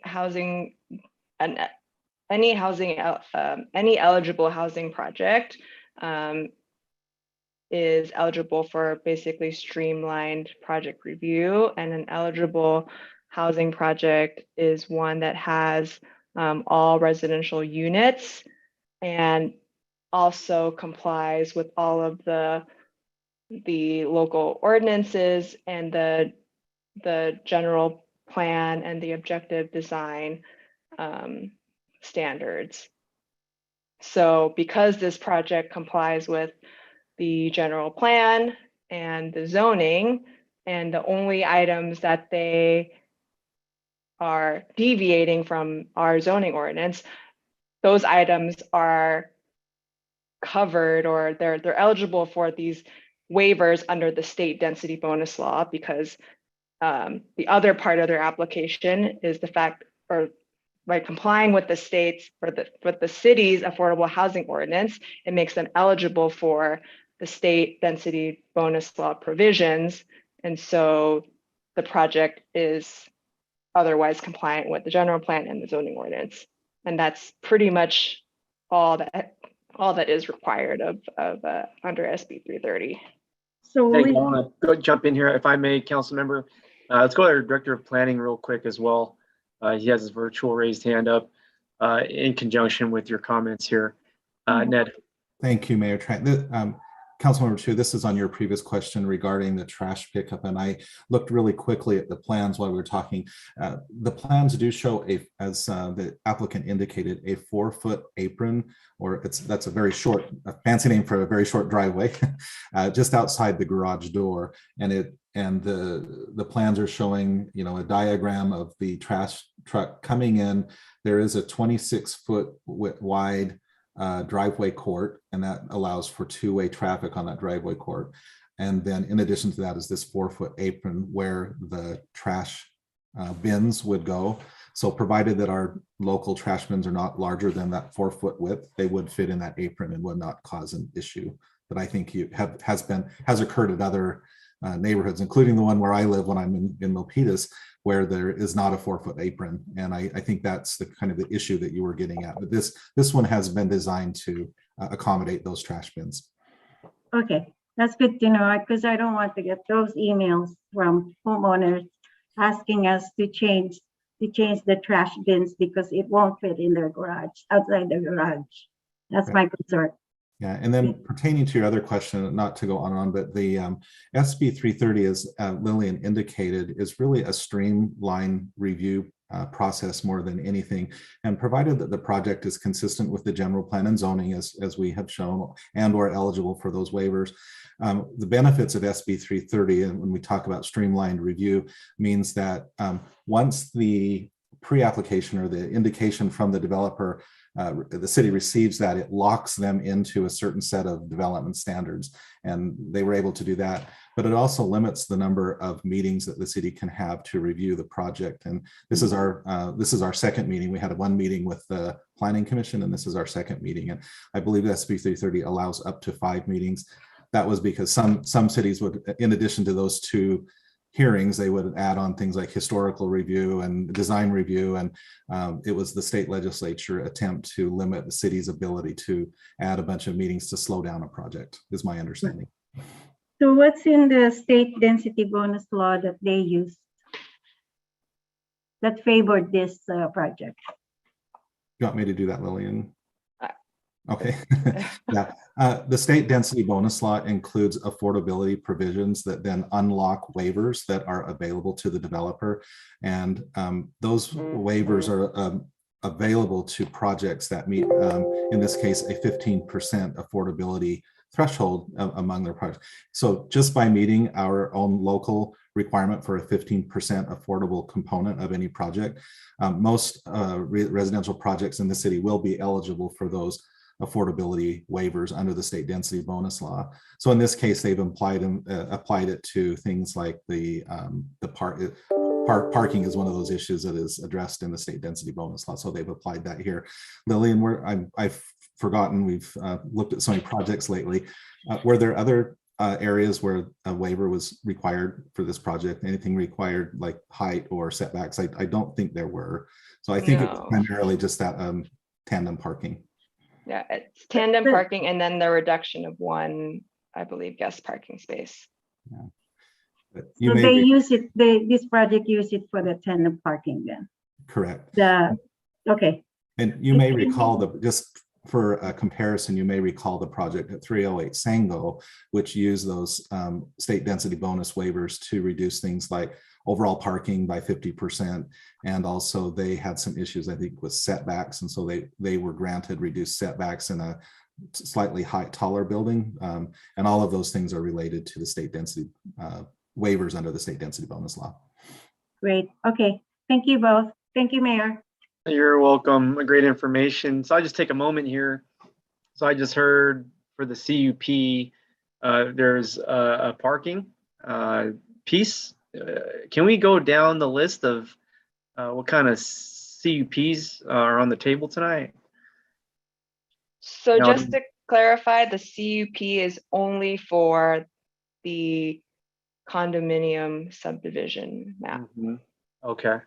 And then I heard there's one parking space. So under the state density bonus law, eligible housing projects who provide affordable housing, they are able to provide reduced parking and also reduced parking standards in any configuration, including tandem, and the reduction is inclusive of guest spaces as well. And so they're not, it's not an ask under the conditional use permit. Okay, thank you so much. I was hearing it differently the last time it was mentioned. You'll have to pardon me. Thank you for that information. Truly appreciated. Yeah, I think just listening to Councilmember Chu about the tandem parking, I think I'm the only one on the council that doesn't live in a single family house. And I got a tandem parking spot, and it's tough. We put our waste bins sort of in the carport, and then, if there's a couple cars tandem, I know this one's a different project, but it's just hard having a tandem parking situation at one's home, yanking it out of there. You got to kind of move the car out, and it's a whole process. So yes, thank you. Next up, we have Councilmember Dominguez. Thank you very much, Mayor. I want to thank my fellow peers for asking some great questions. And so I will try to ask just a clarifying question. I definitely want at least my decision to be very data-based. And I've been following what the state has been talking about housing developments. If this project is not approved or this doesn't move forward, could that open up litigation for the city of Milpitas and potentially have the state of California open up a case against the city for not providing, for not following this new legislation that has been passed? Thank you for the question. So obviously what staff has presented to you tonight does involve two state laws. First is SB 330, which is, as our planning director indicated, is a streamlining tool. And then also density bonus law. So on the two components where they are getting waivers under density bonus law, the council has no discretion to say yes or no to that. State law has given them the ability to go forward with reduced parking as well as tandem parking. Now, separate and apart from that, you did hear from the applicant's attorney about subsection J within the Housing Accountability Act. Assuming that subsection J does apply, there are certain findings you would have to make if you were to deny this housing project. Those findings are fairly high level in terms of what is required to show, and you would have to show some sort of significant adverse impact happening because this project would move forward. So with all of that said, assuming that subsection J does apply, then yes, you'd have to make additional findings to deny this project. And I would have to look at those findings to see, based on the facts that staff has before them, whether those findings can be met. I would say at this time, at first blush, I would say those findings cannot be met by the city council to deny the project. Thank you very much. And that's the data that I was looking for, is to, because I have heard representatives from the state of California have made it very clear, particularly with the RENA numbers, if there is projects that cities deny without additional findings, the state has said they are going to push litigation on those cities for not constructing the housing that is required by the state, and the RENA numbers are a requirement. And so based on that data, and that there has not been any findings that has been found, presented, I definitely think that I do like that it's in the transit area. And so it definitely moves into the model and the vision that was built in that area. So that makes me feel very confident. I did talk to some community members who live around this area, and they were pleasantly surprised and supportive with this project in particular. They did find that it's in a good area for transit. Yes, I did hear the parking issues, but as we have heard, that is a state law that has been able to move forward with this project with the tandem parking, and there's nothing that we could do as a city. And there is no findings at this point to deny this project going forth that is going to provide us the opportunity to meet the RENA numbers and provide some affordable housing in Milpitas. So thank you very much, staff, for that information. Thank you. Thank you very much, Councilor Dominguez. Thorough discussion. Every agenda item I really appreciate. Folks say we all vote the same, but I beg to differ. Let me go to our city attorney once more. So on the agenda item, we do have the CUP that's looking for approval by the applicant. Now, would the CUP be valid grounds to oppose the project? If the council's direction tonight is to come back with some sort of resolution of denial, what we could do is look at that, whether that would be a legal basis to deny the project. And my take on it at this point is that it is a requirement to essentially allow for the condominium use, but no other portion of the project is essentially being approved with approval of that CUP. It's just a matter of allowing for the condo use versus another use. And so on that basis, we can look at that, but again, you'd have to also make denial findings for a conditional use permit. So again, those conditional use permit findings, in order to deny, would also be a showing of a public health, safety, or welfare impact if the project was to move forward. So somewhat similar to the heightened legal findings that would need to be made under the Housing Accountability Act, that's subsection J. A little different though, but very close. And so I'm just not aware of any fact, any kind of public health, safety, welfare impact or significant adverse impact associated with this project if it was to move forward. Thank you for that information. Thank you very much. Okay, great. I'm okay with that. I'm okay with that. Great. All right. Looking for any further virtual raised hands? Would love to have a good discussion. We've been doing this for several years now. Seen a lot of applicants. I believe, Leah, we've worked on different projects, if I may say. So familiarity is certainly here, and it's still here, and it will always be. But I will continue to be consistent in terms of my votes. I want to look for any further virtual raised hands. This is a council decision. I am only one vote.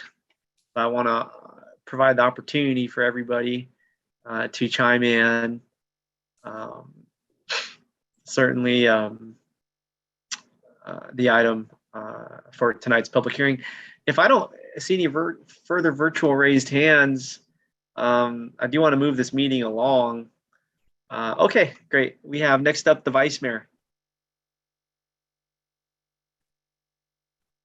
Thank you, Mayor. I'd like to move the question for approval. I'll second.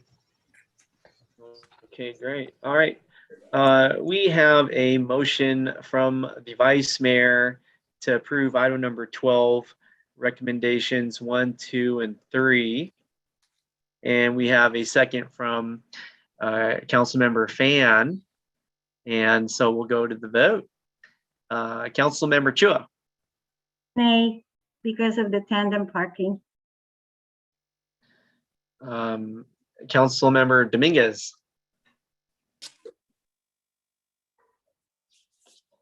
Aye. Councilmember Fan. Aye. Vice Mayor Montano. Aye. Myself is a nay. The motion is carried. Item number 12 is approved. Thank you, everybody, for your work on this. Certainly a healthy discussion here tonight. Moving on to item number 13, let's receive a presentation on the Draft Development Review Handbook and Accessory Dwelling Unit, also known as ADU Toolkit. And here on our agenda, we welcome our Principal Planner, Jay Lee.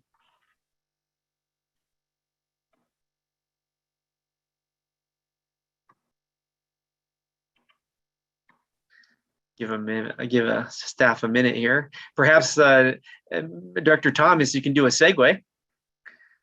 You bet. I was going to ask the question. I wasn't sure that we moved the other item before this one, or is, Oh yeah. on the when we did the agenda, I thought we had moved item 15 after item 12. Okay, yeah, you know what? That's a good point. Prepared. Let's check in for item number 15. Are these folks ready? I was made aware that perhaps the timing wasn't right for them. And so we could move to the next item, but let's check in with the folks from item number 15. Are these folks ready? We'll go to our city manager, perhaps. Yes, Mayor, they should be ready, and that would be consistent with your approval of the agenda. Yeah, absolutely. Absolutely. I was made aware they may not be ready, so we will await. Item number 15, I don't see anybody. And okay. I have a presentation first, if that's okay, and then I think there is one for the applicant as well. Okay, great. Take it away, Director Thomas. Great. Thank you, Mayor Tran. And again, thank you, members of the council. Pleasure to be with you tonight. I'm Ned Thomas, the planning director. As noted on the cover slide, this item is a reconsideration of council direction given to staff last September on land use policies in the new general plan, specifically related to California Circle. This item was requested by Council Member Chua last week. Next slide, please. Just by way of background and to remind the council and orient us, we have a little bit of location and context on this slide. We're talking about the California Circle area, and as you're all aware, this includes a mix of land uses. Currently, there's commercial, office, light industrial, hotels, a large religious facility, and then 2 medium density residential development projects that were built in in recent years. Access is limited here in one direction, connecting to Dixon Landing Road, or drivers can cross the bridge and then drive around through the adjacent Millmont neighborhood to get back to Dixon Landing. As we've discussed both in the meeting in September, as well as multiple meetings during the general plan update preparation, there are a number of known issues on California Circle, traffic circulation and safety. There was one pedestrian fatality, unfortunately, back, I believe, in 2018. There are issues with land use compatibility. This is an area in transition, so there's a mix of industrial and residential development within close proximity. There's also limited access to parks and trails. And then the area, because of its location, experiences freeway noise from I-880 and odor from Newbie Island landfill, as well as the regional sewage treatment plant, which are both nearby across the freeway over in San Jose.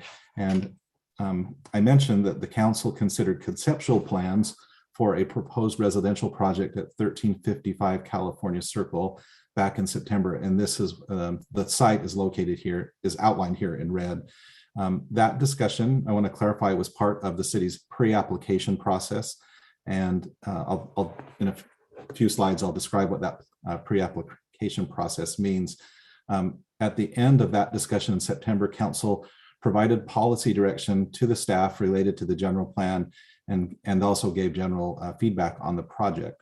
So let me talk a little bit about what the pre-application process is for the city. The next slide.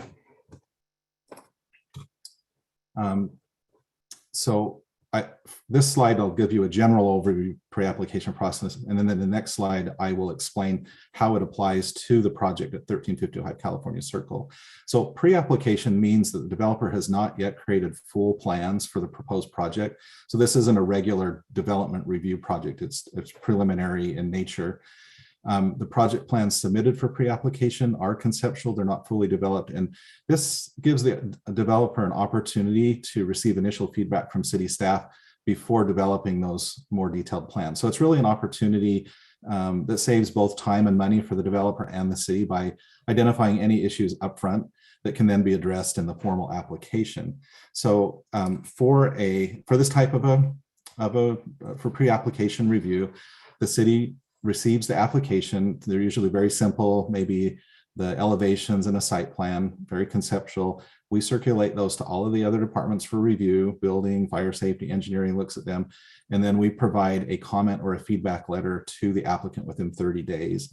And usually that's where the pre-application process will end. Sometimes we'll have a meeting with the developer to go over the comments that we provided, but in some cases, if there is an issue with a policy, or there's it's really up to the applicant. If they want some additional feedback from the Planning Commission, for example, there are these 3 options. They can just get the comments from staff and be done. We could take it to the Planning Commission. We've done this with a couple of pre-application review items.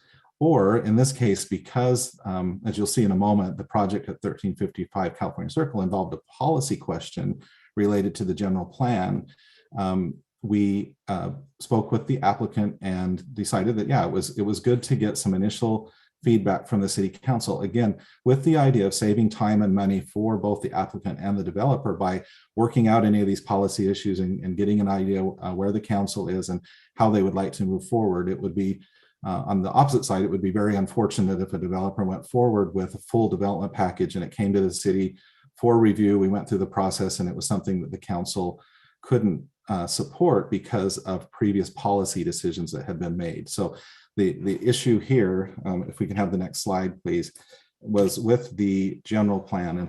And in late March, just to give you an idea of how this review process worked for California Circle, in late March, the representative from Pulte Homes contacted, in this case, me in the planning department, about the proposed project at California Circle. And just a few weeks earlier, on March 9th, the council had adopted the city's new general plan. And as part of that process, you all know as well as I do, there were dozens of public meetings, there were study sessions with the council, and there were several meetings where California Circle was specifically discussed in detail, and the council at the time provided specific direction as to what they wanted to have happen at California Circle, and that was adopted as a policy in the general plan.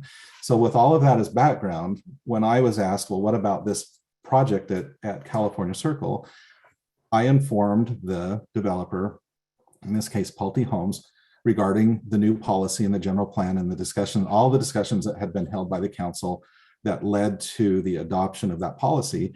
And I said, at this point, I really don't know if the council will support this project because it is not consistent with the policy that has just been adopted in the new general plan. So, but that doesn't mean that the project stops. It just means that we have to look at a variety of options, and I'll discuss those in just a moment. So again, following the pre-application review process, staff from all departments reviewed the conceptual plans that came in. We then provided a letter, comments in a letter back to Pulte Homes in mid-June. Now we would have at that point gone directly to a meeting with the council, but of course there's a break in July, and then August, there were some issues with and full agendas. So we didn't make it back to the council until the second meeting in September. And at that meeting, we talked a little bit about the project. We talked a little bit about the general plan, and council gave very good direction and generally, expressed support for the project itself. But in the end, the decision was made to follow the policy that was in the general plan. So the very next day, I called the representative from Pulte and explained to them what the options would be for moving forward with their project. And there are a couple of different of those, and I have an upcoming slide that we'll go into more details. That's really the gist of tonight's discussion. So in the interest of time, I won't go into any more detail on that. If there, we did have so direction was given to the staff to follow the general plan. We advised Pulte in that there was a little bit of back and forth on the options and how we might move forward. And then it came up again last week when the council was discussing priorities. And again, Councilmember Chua asked that this be put back on the agenda for clarification of the direction to staff. So next slide, please. So I mentioned that as part of the pre-application process that probably the main part of that is that staff will provide the applicant with feedback on the conceptual plans that are presented. So that is what happened here. And listed on this slide are some primary issues that were identified for the proposed project at 1355 California Circle. And all of these issues were outlined and a few details given in the comment letter sent to them on June 11th, 2021. So the focus of tonight's discussion again is really the first item, and how we're asking the question, how can the proposed project go forward under the adopted policies in the new Milpitas general plan? And over the next few slides, I'm going to talk a little bit about the history of the plan, how the policy was developed, and then I'm going to outline 3 options for the council to consider to have this project move forward, if that's what you would like to see happen. So the next slide, please. The general plan policies, as you'll recall, were developed over several months. They were developed with direct input from both the council and the General Plan Advisory Committee, or GPAC. Both projects had several specific presentations, conversations to help them understand and develop policies related to California Circle. And then both groups gave unanimous support for development of a specific plan to address the issues related to traffic, pedestrian safety, access to parks, and land use compatibility that I outlined previously. So at the time, it was my observation that the council recognized that all of these issues are interrelated and they really can't be addressed effectively through piecemeal development. So therefore, the council made the wise decision to direct staff to prepare a specific plan to address the issues in a more comprehensive manner. And that's how that policy got put into the general plan. And if we have the next slide, please, we'll look at, well, here's exactly what the general plan says. It's really a summary. And this is the policy that was developed in meetings. I went back and looked at the record, there were study sessions for the general plan update held with the council in March, May, and October of 2019. And again, the council is unanimous in your support for development of a specific plan to address all the issues that we've talked about and that they needed to be, and that are listed here, traffic, residential, wanted to see and incentivize in affordable housing units. So it wasn't that there couldn't be residential development there, but the council, the specific plan was supposed to develop a plan that would allow residential in a mixed use format, recognizing some of the other opportunities that are available here in the California Circle area. And some of these other issues, again, parks and trails, safety risks from flooding, and then identifying potential funding sources for infrastructure upgrades. So that's the policy that is actually in the general plan now. And this is the policy that is that either needs to be followed or needs to be changed. And we'll talk about that in just a moment. So next slide, please. So given that the conceptual plan for the proposed project isn't consistent with the general plan, the question is, what is needed for the proposed project to move forward? And again, one of the purposes of the pre-application review is for staff to outline a process for review and approval. And we have given Pulte Homes several options for moving forward. So and I want to make it clear that under any scenario, there are a few basic requirements. The first one listed here is that any project here would need to be compatible with the general plan. So without going into excessive detail, and I'm happy to answer questions later on, the current land use designation for this area is under the general plan is NCMU, Neighborhood Commercial Mixed Use. And again, that was consistent with the council's direction to allow some commercial, some office, and some limited residential in a mixed use format.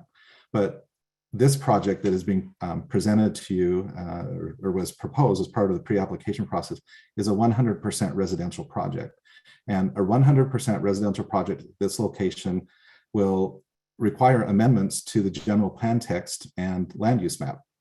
So, and again, I go into some more detail on that. In the interest of time, I'll just say that a 100% residential project at this location isn't consistent with the general plan. And so something has to be done to either make it consistent with the general plan or amend the general plan. And then the next issue is compatibility with the zoning ordinance. And this would apply really to any project there. The current zoning at this location is actually MP Industrial Park. And that reflects the historic use of this area for industrial uses, and it's never been updated. But this is one of those areas where we're in desperate need of updating our zoning ordinance because in many areas of the city, particularly this one, the zoning ordinance is not consistent with the new general plan. And it's very stark here because the council has indicated in the general plan, oh, we want to allow a variety of uses. We want to allow residential. So we need to apply a new zoning designation here. So any project that went forward, any residential project, especially a 100% residential project, will require an amendment to the zoning map. So we're lining up here, amendment to the general plan, amendment to the zoning map. And then for any project on this site, there are other entitlements, just like the one that you just reviewed at 2001 Terra Court. They would need a site development permit and a conditional use permit and the tentative map. And it's likely that they would need an environmental impact report. And there's different levels of an EIR under CEQA, and it depends on the scope of the project. And we'll look at that in the next slide as well. And yeah, and I'll just leave it at that. Well, the other two bullet points here at the bottom, some of the other items that were identified in the comment letter from staff, and this is certainly, that was back in June, not 2019. This is certainly not June 2020. This is certainly not comprehensive, but the housing department, for example, had noted some inconsistencies with the affordable housing ordinance. Some of those are real. They come up with most projects. The project hadn't addressed distribution of affordable units and the design of affordable housing. So that's easily addressed through the regular review process.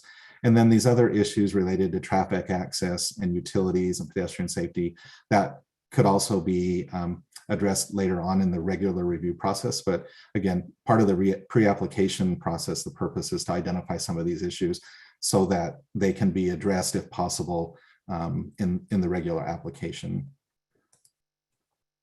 So let's look at so given those requirements, let's look at different options. If we go to the next slide, please.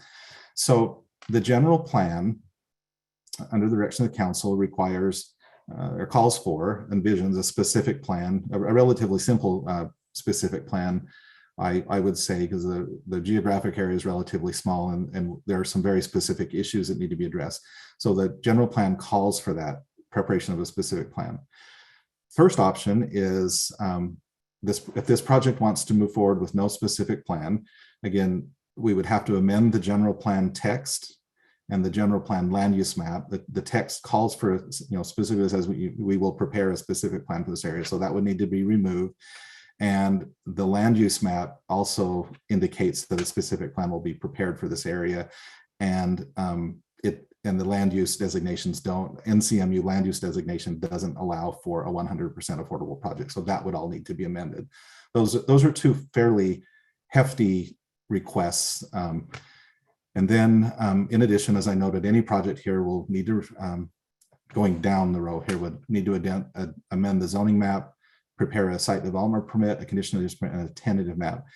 Then we get to the sequence. So if there is no specific plan here, then the project itself would need to prepare a full EIR for both the project as well as the general plan amendment and the zoning amendment. And all of that can be done concurrently. But again, when you start amending the general plan text, the map amendment, that's a pretty heavy ask. And so the environmental review for that under CEQA will be it's at a project level. And so there's a little more analysis that will need to be done. So we're estimating the cost, and this is based on information that I received consulting with asking several of the consulting firms that we use at the city for our CEQA documents, about 1.5 million for those amendments and to prepare the EIR and to do the permits. And because of the heavier analysis is required, a slightly longer timeline, we would estimate 2 to maybe 2.5 years. I would say it's probably more in the 2-year timeline would be required. And because this is a project that is being requested by a private developer, in this case Pulte, they would pay all of the costs for both preparation of for their permits, as well as preparation of the EIR and all of the amendments to the general plan and the zoning ordinance. And again, we could do all of that concurrently, but there still is more time involved because of the level of review that's required. Now, option 2 and option 3 are very similar, as you can see. They both involve preparing the specific plan, which is consistent with the general plan. And really the only difference here is who pays for it. And the city, without this, if this project wasn't coming forward now and asking for something different, the city would program the preparation of that specific plan as part of the CIP. And when we have funding and staff resources to that, we would move forward with a specific plan. That's really option 3. And the timeline would depend on when it gets added to the CIP and funding and resources. The city would pay all the costs. Now, there is some savings here because preparing a specific plan is already consistent with the general plan, so you don't need to amend the general plan. You would still need to amend the land use map and the zoning, but all of that would be part of the specific plan. And that was one of the reasons why we were recommending that, because it's a much more efficient way of accomplishing the city's goals of having an effectively addressing all of the issues that we've identified and have been around for years at California Circle because of previous decisions that were made that led to piecemeal development in that area. And then option 2, again, very similar. The difference here is that we know a timeline. It's about 18, a little bit less, about 18 months to 2 years. And the big difference here is that at one time, Pulte had approached the city and suggested that we could share the costs of preparing the specific plan. So their project would move forward at the same time as preparation of the specific plan. And the specific plan would be written to accommodate the project that Pulte, the 100% affordable, the 100% residential project that Pulte wants to develop at this site. And this was probably the primary reason that we brought this to the council as part of the preliminary application review is that we needed the answer to the question, does the city council support a 100% residential project at this site? And if it does, do you want to have that move forward in conjunction with preparation of the specific plan? And then if that's the case, is there an opportunity for the city to partner with Pulte such that the costs of preparing the specific plan that will accommodate their project can be shared between the two entities? And then all of that can be done concurrently, and there's significant time savings as well as, I would say, financial savings because of the efficiency built into the specific planning process. So those are the three options that are before you. And I have one last slide just to frame tonight's discussion. We could look at that, please. So we're really considering, the way this was written is, or it was requested from Councilmember Chu, is to rescind the direction given on this project in September and allow the project application to move forward with a general plan amendment, I suppose. And then there are three options for you to consider that I just went through. Pulte amends the general plan and removes the policy that requires a preparation or calls for a preparation of a specific plan, or the city and Pulte can agree to partner on preparing the specific plan and move forward with everything concurrently, or the city would prepare the specific plan for California Circle. And those are really the three options. There is no roadblock here. I know there's been some comments made that the city is blocking this application, and that is false. There are three options on the table, and there are three ways for this project to move forward. And these, I went back and looked at my emails. These have been consistent since March when I first spoke with the representative from Pulte and gave them direction on how they can move forward with their project. And I'll leave it at that. And if the council has any questions, I'm happy to answer those. Thank you very much. Our Director of Planning, Ned Thomas, everybody, thank you so much. And just to follow up on what you said, I don't think there's any comments about the city trying to block anything. It's really up to the city council, as you said. So blame the city council. Great. Okay, great. Well, this item is per the request of Council Member Chua, so please take it away. Thank you, Mayor Tran. The reason why I asked for this, it was obvious to me that there was, to a few of the council members as well, that there was some disconnect in terms of the intent of the motion of September 15. And I'm glad, I'm happy to see that the staff came back with the different options tonight. And we'll go for discussion and we'll listen to the applicant, see what they say. Thank you very Mayor. much. Thank you. Thank you. Great item here. We'll go to our applicant. I see James Sullivan with the virtual raised hand. James, please join us. Thank you, Mayor. Can you hear me? Loud and clear. Thank you very much, Mr. Mayor, members of the council, staff, and those listening. My name is Jim Sullivan, and I'm a consultant for Pulte Homes. And I was the applicant, I believe, that spoke with Mr. Thomas back in March. This was a project that, and I have just a very short slide if we have time, Mayor Tran, but I mean, I don't want to. Oh, please, you brought some slides. We're going to see them. Okay. We're doing quite well tonight. To kind of refresh the council and the public's, kind of remembrance of this project. Can somebody from the city put that up? Will do. Yeah, we've got somebody working on it at this moment.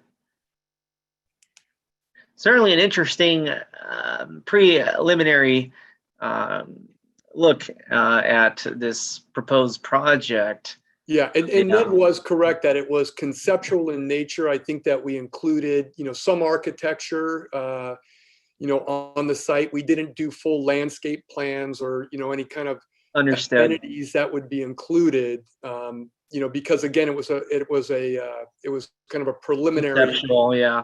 Yeah, look, if you will. So this is, and I'm going to go through this fairly quickly. This is just, kind of, these aren't the actual units, but just kind of give you an idea of some of the units that would be fronting on the California Circle. Next slide, please. Quick remembrance of Pulte Homes, their 70-year history, have done a lot of projects in Milpitas as well. They're currently in 23 states, 42 markets. Next slide. This is just about me. We can move to the next slide. So 2 different site plans. The first one is 206 units. The second one is 203 units. And I will say that I think under alternative 2, 100% residential, but we did show the ability to kind of do a live work combination of units under alternative 2. If you can go to the next slide. So this was kind of the site plan. And if you look kind of in the middle area, that's where one of the things that was really exciting, and I know a lot of members of the public spoke to the council about, was where we were envisioning 75 rental units that we were trying to coordinate with the Milpitas School District on setting aside a number of those units for their employees, as well as other deserving members that currently reside in Milpitas. These units, by the way, Mr. Mayor, the only difference between this plan and the next plan that you'll see is these have, I think, 3 8-unit townhomes that are fronting onto California Circle. And then if you go to alternative 2, next slide. Yeah, so we would change it and you would have 3 7-unit, and I'll call them live work units that would be fronting onto California Circle. During the pandemic, we've seen a lot of people work from home, and these kind of live work units are where you would envision, a CPA, an architect, somebody like a professional office type user to both kind of live and have a workspace kind of in their home. Next slide, please. So some of the project benefits, just to remind everybody, again, if 75 below market rate units were part of the 203 or 206, you're looking at approximately a 36% affordability factor, targeting Milpitas Unified and other Milpitas residents, helping address the Milpitas RENA numbers. I know that you guys had talked about that on the last project. Obviously, new opportunities for home ownership and rental housing, close to employment. I think that I had brought up before that this was about equidistance between the BART station in Milpitas and the BART station in Fremont. And then, quick slide on the tax revenue for local businesses. What building 100 homes kind of does for the benefit of the city of Milpitas, and we're talking about 200 here. Last slide, please. So again, prior council's direction, I'm going to differ a little bit from Ned's kind of take. Unfortunately, we felt that the direction would not allow us to move forward with an application. The direction kind of tied our project specifically to a specific plan to be completed for an area, and reaffirmed land use policies that weren't compatible with our project. So we're requesting the city council rescind the direction from September 21st, allow us to move forward with our application outside of the specific planning process, essentially option 1 that Ned had mentioned. And you can take that down now. This is, that was kind of my presentation, short and sweet. But I do want to just really quickly, Mr. Mayor, let you know that it was my understanding kind of going forward with this, that the pre-application, anytime an applicant needs to do a general plan amendment. So staff does general plan amendments all the time. Applicants are also allowed to submit for a general plan amendment. We did this. We were told or instructed that had to be brought to the city council. And so that's what took kind of 4 months to get in front of you guys. Given the fact, so I mean, it's a little bit different than kind of, I think, how it was laid out, but I think that this project does warrant merit. I don't think that it's going to take 2 or 2.5 years. I disagree that it's going to cost $1.5 million to process, but whatever that cost is, Pulte is willing to move forward in that direction. And with that being said, we're not asking the council to approve the project tonight, nor were we asking them to approve it on September 21st. We were just allowing you to have you guys give us the go-ahead that we could move forward with a general plan amendment request. And with that, we're asking that again of you tonight. Thank you very much for your time, and I'm open for any questions that you or other council members might have. Thank you very much, Jim, and thank you for being here.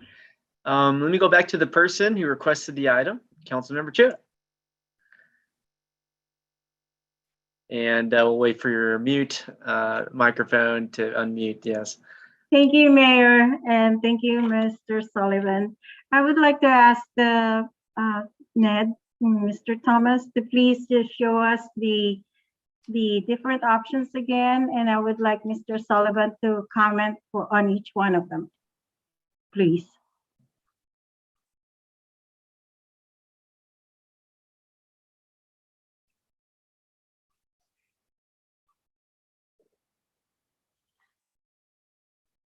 I guess IT, right?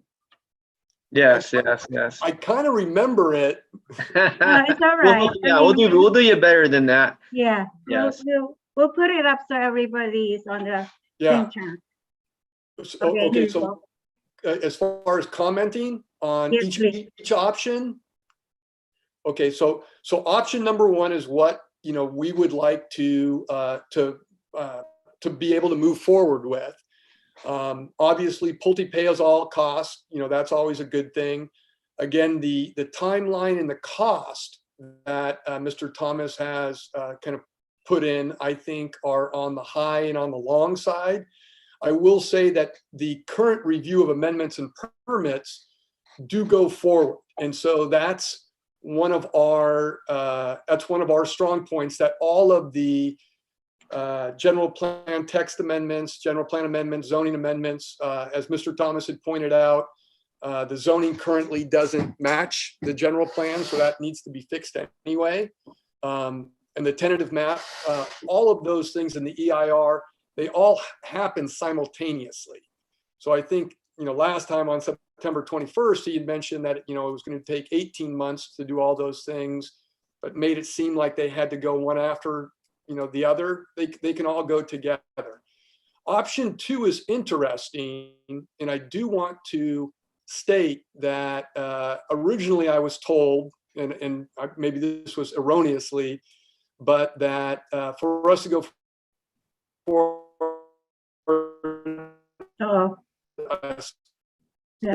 specific plan had to be done, and we had to pay for the entire thing. And the concern was, number one, the length of time. My internet says it's unstable. Can you still hear me? Hello? Go ahead, Mr. Sullivan. Okay. Yeah. So I did talk with the director about his wanting of a specific plan out in this area, and the council having wanted that when the general plan was approved. And I specifically offered, or myself and the gentleman from Pulte Homes offered, that we would help contribute towards that specific plan. But what we were afraid of was being tied into a city process that might take considerably longer. So essentially we said, we'll help contribute to your specific plan, but allow us to move forward on our own timeline, because we feel that we can go through our timeline more quickly than the city can go through with a specific plan. And as I recall, I was told that was not an option for us. And then again, option number three, I know he said the city prepares a specific plan, but at the end of that specific plan, with no help from Pulte, from a monetary basis, we're still left with having to do a tentative map and site development permit, which will probably take close to a year. So unfortunately, we don't own the property outright. We're under contract to purchase this property, and we would sincerely appreciate the council to give us direction to move forward with a formal application to you with all of the concurrent review of the amendments and permits. So, Mr. Sullivan, just to be clear, so you're really asking the city council for option 1, is that correct? That is correct. Okay, thank you. Thank you, Mr. Thomas, as well, and thank you, Mayor Tran. That's all I have. Thank you very much, Councilmember Chua. Appreciate your leadership. Let's go to public comment here. Thanks, folks, for still being with us 9:30 at night. And I do see a list of attendees. Let's go ahead and take public comment. We have Voltaire Montemayor.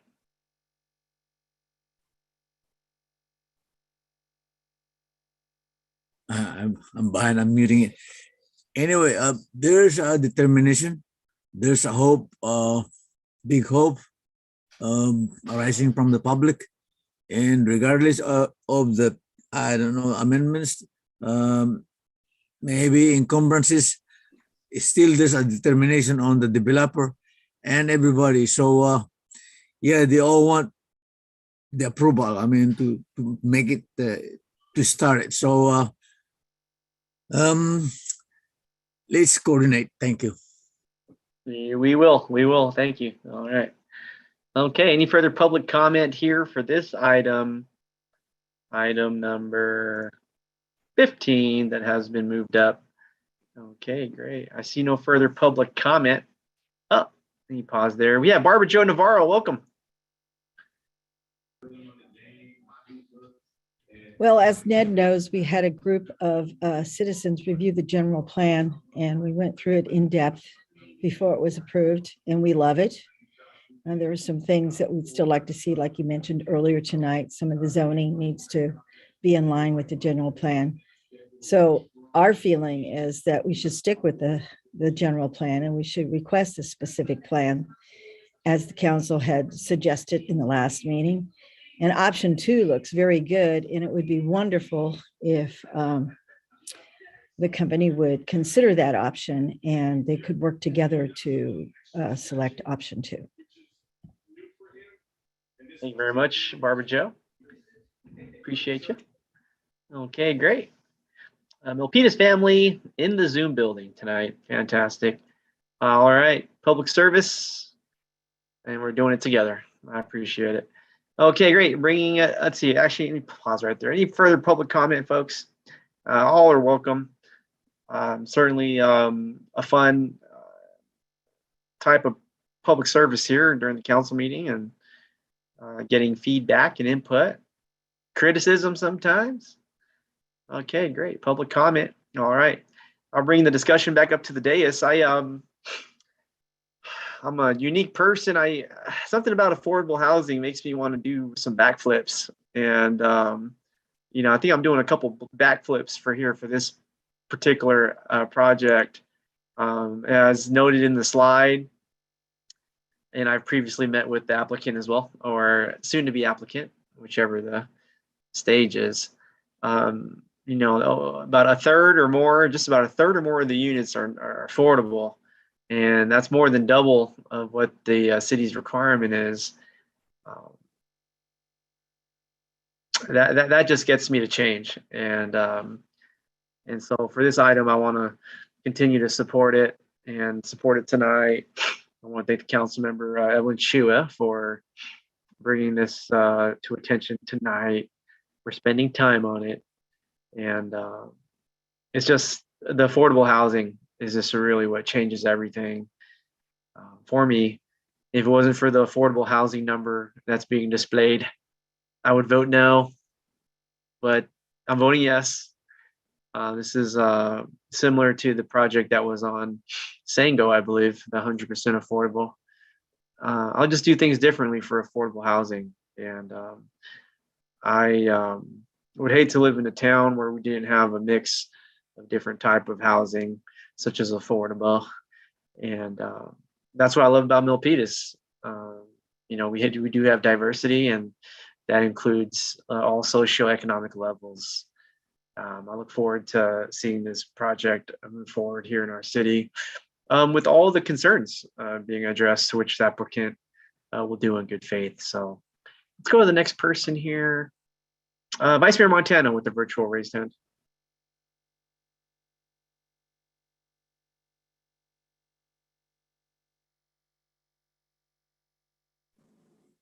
Thank you, Mayor. So it seems thank you, staff and everyone else who commented. So it seems like the general plan is the impediment to move forward with this. I like option 1 because it gives the developer more options. And from my understanding, the specific plan, or not the specific plan is the one that I think was required, but it required all of that area to have a specific plan. But I think that it only requires one portion of it. And so anyway, going back to number 1, I think that's the best one. That's the best solution. So that's it. Thank you. Okay, thank you very much, Vice Mayor. Next up, we have, and I'll ask folks, please lower your virtual raised hand in the consideration of others. All right, I see a virtual raised hand next for Councilmember Dominguez. Thank you very much, Mayor, for the time. I just had a couple of questions. Again, I tend to be a member that votes with the same standards for every project, and I tend to use the same reasoning for all projects before me as I move through the decision making on behalf of those that we represent. So I just have one question in terms of, was there any community input that was provided? Did we go out into the community and provide and ask what this community felt about this project or engage the community? I know you had a very short period because this was brought forth at the last council meeting, but I just didn't know if there was, I just wanted to know if there was any community input on this.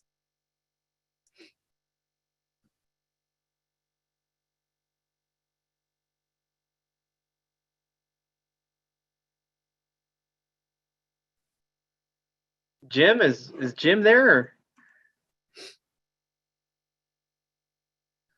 We'll go to Jim here. I believe the question was directed towards the project representative. We'll wait a moment here.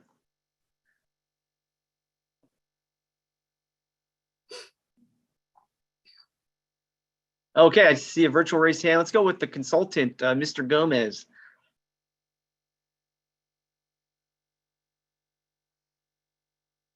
Thank you, Mr. Mayor. I'm going to answer for Jim here since he's not answering, but it's really in the early stages. So we've been limited in our community outreach. We have had some initial meetings with the school district and individuals, but as part of the project, as we move forward, if we're allowed to move forward, we do plan on doing a robust community outreach policy of just a series of meetings with stakeholders, community groups, and such. So that's definitely part of the process, and we wouldn't bring a project to you that didn't reflect the community values. Thank you very much. Thank you. All right. I'm not quite done yet, Mayor. Thank you. Thank you so much, Mr. Gomez, for that answer. I love the word affordable housing. It always makes me jump. And I always, lately, I've been looking at other models of school districts, and I always question why Milpitas Unified School District never offers their own plot of lands to construct affordable housing, especially since they have so much land in order to help provide housing for teachers. I think that would be a great model in the city of Milpitas, and we see that in other cities, but we have not seen that here. And so I just also wonder, sometimes when I hear the word teacher housing or affordable housing, I definitely want to ask the question, have we asked our community what they feel about this project before even moving to changing plans? Because one of my main concerns is the business community. And this has been a huge area that has been talked about in rezoning for business to attract and to help streamline some of that tax revenue. And so I'm extremely concerned by eliminating the entire general plan and amending it. Would that apply for other projects as well? Because it sounds like if number 1 is moved, then that would apply for, we're basically changing the general plan that took, could someone kindly remind me how long did it take the general plan to be approved? The general plan was developed over 4 years. And with the general plan, there was an engagement. I've heard folks on the line, there was community members, right? There was a representation from the community, and it was a lot of work, it sounds like, within 4 years. So there was community members through the process of the general plan, for those that may not know what the general plan is.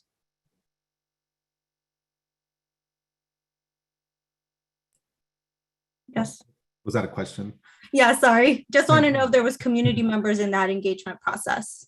Yeah, the council appointed a general plan advisory committee. I think it was comprised of 10 to 12 individuals from the community. They met 13 times during the process. Thank you very much. So we have a process, and I tend to, again, use the same level of why this project and not others. And I tend to ask those questions because it is different. It's different. It's not something that I'm used to seeing. And while I like to do things differently, I always like to ask why this project? And so if this project is so important to our city, I'm failing to understand why didn't we start the community engagement first before sending emails to each council member. I just feel that, for me, always raises a red flag. And especially when we had staff invest over 4 years of work. And so the general plan is set. It's a lot of work, and it's set there for a reason. And while some projects, I understand it could be 100% affordable, this particular area, if you've seen how congested it is, I'm failing to understand or have the information presented. For me, community engagement is number 1. It really is. And I feel that we need to go out and ask our community. And I could almost guarantee this community doesn't want more housing. And it's not because we don't want to support affordable housing. It's because the traffic impact already is congested in this corner. It already takes 15 to 20 minutes, if not more, to get out of the circle. And I think that all of us have already heard the complaints about, unfortunately, the smell. This area gets those complaints the hardest because they're closest to the landfill. I just feel that if I would have that information before me, where I felt that the community felt 1 or 2 was best, I would feel more confident in moving forward with a decision today. But I just feel like we're bypassing a process because of who the applicant is. And I don't want to do that, because in all fairness to other projects, I've asked for that community engagement piece to be present before even moving. So I'm going to be abstaining from the vote. Thank you. Thank you very much. Yeah, it's a conceptual stage for the project, and it's the appropriate stage to go out into the community with the over 1/3 of units of being affordable housing. And as the presentation shows, there is no cost to the city through option 1. And so certainly a very low risk, if none, conceptual plan that we have. And, I think that we just, as a council, the city council just voted to approve some housing. And so I think there's an openness by members of this council to approve new housing, which just happened right before this. So Thank you very much. point of order. I'm not finished here. Pardon me. Thank you very much. And so, yeah, I think that, every parcel is unique in its own. And this one certainly would be outside of 100% affordable record setting in affordable housing units. Next up, Councilmember Fan. Mayor, with all due respect, I wasn't Point of done. order. Point of order. Done. Point of order. I Look, wasn't done. Councilmember Fan, please. I wasn't please, done. Please, point of order. Look, Councilmember Fan, thank you very much. Thank you. I support the applicant's request to go with option 1. I think in regards with community engagement, I have no doubt in my mind that the applicant will incorporate a community engagement element further down the road in the application process. But as many of you know, tonight's request is really in the pre-application process. We haven't even moved to the application stage. We haven't moved towards anywhere close to a public hearing. That there's an entire process that entails, going forward with the planning commission and then going on to council. We're nowhere near that. What the applicant is requesting tonight is to remove a roadblock that doesn't allow them to proceed with their timeline. At the end of the day, I think it's a very straightforward request. We're not really approving anything tonight, but rather giving, I guess, clearer direction. And I don't see any issue with going forward with a general plan amendment. I don't know how many general plan amendments we've done because we've done so many. It's a very standard process as part of the land use process. It's very typical for cities to do general plan amendments. I think every year we're allowed to do like 4 GPAs every year. So to say that, this, 30-year document is being scrapped and we're doing something new, that's not the case here. A general plan amendment is a minor revision so that, the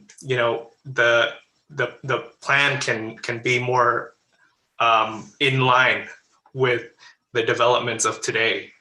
Land use changes, land use best practices changes, and so it's not uncommon for cities to do GPAs as part of the process, especially as part of a housing application. So ultimately, it's a very simple request, and I think the disconnect is in the assessment of the costs and the time that goes into it. By all accounts, I do believe a specific plan would drag this out much further than the time that was presented here by staff. And that's typically what I've seen in other specific plan requests. And so I do believe that a GPA is more than sufficient for us to move forward with what I do think is a really good project. It has potential to be even greater, but the applicant is looking for some collaboration here, some leeway to work with. And this has come before at least me several times, with previous councils. And it appears that, we keep giving the same direction. And yet here we are. So I want to be unequivocal that I don't want a specific plan for this. I can't stress that enough. I don't want my words to be misconstrued, that I don't want a specific plan. I don't think the applicant wants a specific plan. We're going to have it go through our planning application process, but we want to give them room so that they can actually meet the requirements. So those are my thoughts. I'll try to be brief there. Thank you very much. Thank you. Next up, going down the queue, folks, with the virtual raised hands. Next up, we have Councilmember Chua. Thank you, Mayor Tran. The reason why I like to support option 1 is number 1, 36% DMRs, below market rate units. I mean, it's 75 units out of 206. It's targeted for Milpitas residents, teachers, working families. That's number 2. Number 3, there's an option for leave work design. I mean, the applicant is amenable to that. The arena numbers, it's gonna add up to arena numbers. And most importantly for the city, the revenue that it will generate. Those are the reasons why I will support option 1 for the applicant. Option 1 for actually Milpitas. Thank you. Thank you, Mayor Tran. You're welcome. You're welcome. I'm hearing a lot of consensus. We're going to keep going down the line of virtual hands here, folks. Do a time check, 9:50, 10 till 10, 10 till 10, folks. 10 till 10. Let's check our timepieces. 10 till 10, 9 till 10 now. I just want to do a little time check. We are not voting for the project. We're voting for what's on the agenda. Let's be mindful. And next up, hey, Jim, welcome back, Jim. It's your turn. Thank you, Mr. Mayor. I just wanted to say that when I tried to raise my hand, but I think when Council Member Dominguez had asked me a question, I had been removed as a panelist, and then it was taking time for me to rejoin. But it sounds like Mr. Gomez, kind of jumped in and answered the question. No worries. What everybody said. I just wanted to assure you, Mayor Tran, that in moving forward with this process or making a formal application, we plan on going out to the entire city and touching base with all the different affected homeowners and things like that to make sure that it's an inclusive project that everyone's aware of and we talk about the benefits of. Thank you very much. Undoubtedly. Thank you very much. Next up with the virtual raised hand, Councilmember Dominguez. Thank you very much. James, since I have you here, the mayor shared with us that he met with you. Is that correct? Before this? I think that I had talked with the mayor prior to the September 21st.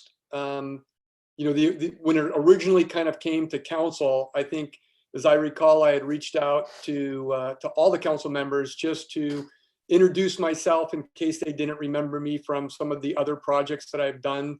Okay. Kind of in the city of Milpitas. Did you have a conversation with him about this project? I think that we talked for maybe it's on the calendar. minutes. Yeah, it's on the calendar. Yeah. Well, I'm actually looking at your calendar and I don't see it on your calendar. And that's why I'm asking, because you stated you met with him, but I'm looking at your calendar as we speak, and there is nowhere a meeting with Mr. James Sullivan. Well, keep looking. I'm looking. It's not there. It could, I forgot the date. We'll get back to you. Councilmember Dominguez, it could have been back in March or April. Okay, I'm checking up to a year and a half and I'm not finding it. So I'm just concerned. Again, I always get concerned when I hear folks talk about projects and they're not on the calendar. And I know that you did reach out to me this past week to chat. And, I think it's important for us to just be transparent with our community, Mr. Sullivan. That's all I'm asking. Personally, this does raise a red flag for me.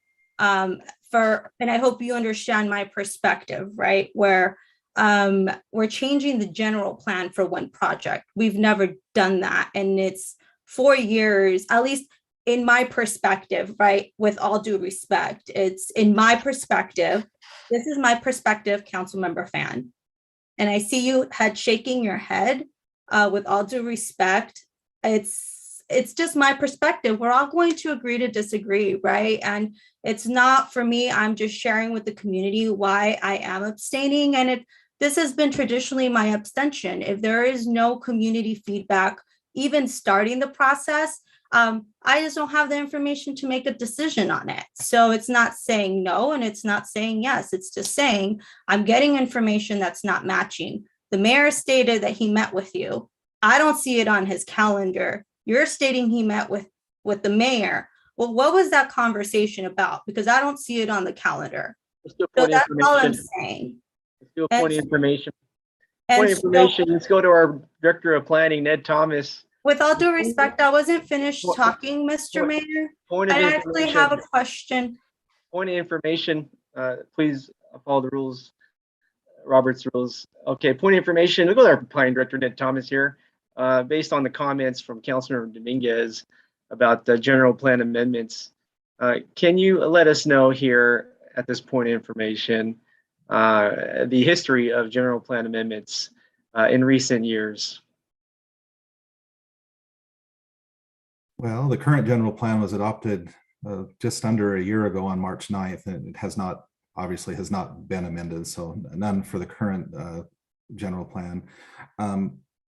In my time at the city, there has been one general plan amendment. It was associated with the Robeson Homes project on Park Victoria, and it was required because the housing type bumped it into the next density range, and so we had to adjust the density for that project. But it was kind of a different. I guess you could say it was a little bit of a different situation than amending the general plan to accommodate the project. It was to accommodate the density for that project. Thank you very much, and I'll follow that up with our city. I'm not done yet. I'll follow up with the point of order. Point of information, please, Robert's rules. I'll go to our city manager, our former planning director, some time ago. Perhaps our city manager can enlighten our community on our history of general plan amendments during your time as planning commissioner or deputy city manager. Mayor Tran, I will attempt to answer that question from my recollection, although I'm not prepared to do the research on it. But what I'm going to recall, both projects in California Circle required a general plan amendment. They're both processed separately. I think when Planning Director Thomas mentioned piecemeal, that's kind of definition of one and then another one, and now maybe another one. And that was just something that the prior council decided to do. So those are the decisions that staff followed through with. I don't recall if there were others. However, I would say that possibly in the past, when the general plan wasn't amended, it might not have been. We did some specific plans that then would have potentially affected the general plan, but it was before my time. Thank you very much. Point of information accomplished. Back to Councilmember Dominguez. Thank you very much for that information. Ned, you mentioned Robinson Homes. Who was the consultant on that project? Do you remember? I don't recall. We dealt mostly with Mark Robeson and Richard Yee directly on that. Okay. They had a number of public meetings for that project. You don't remember who did their public meetings or their consultancy? And if you don't, that's okay. Don't worry. We'll go ahead and take that information. I think most of those, I think they set up themselves. They may have had a consultant, but we work primarily with them directly. Okay.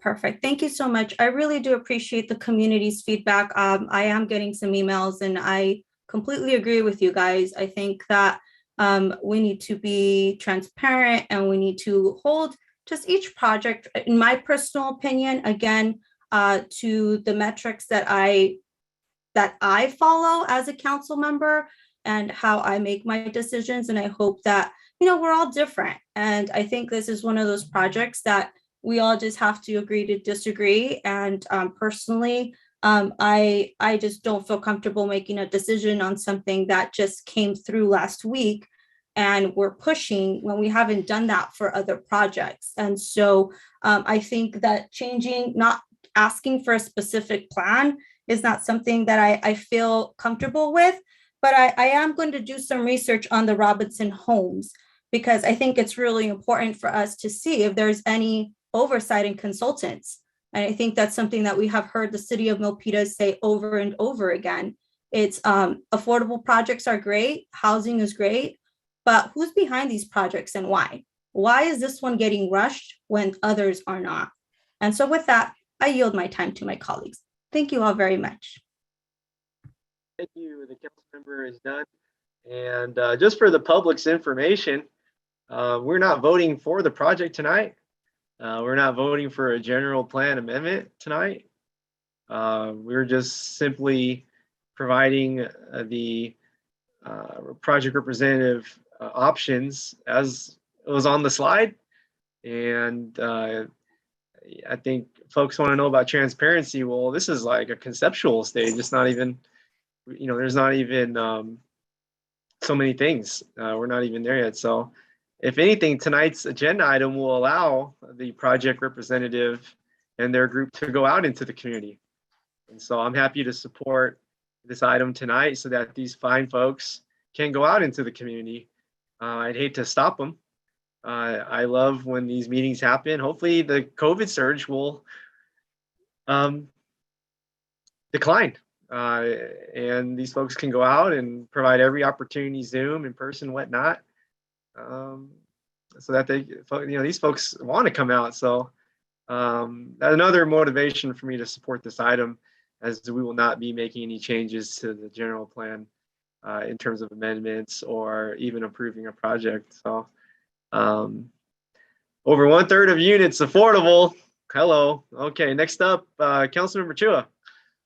Thank you, Mayor Tran. I meant to state that I did meet with the Zoom meet with the applicant sometime before September, maybe March, April. I just want to put that on the record.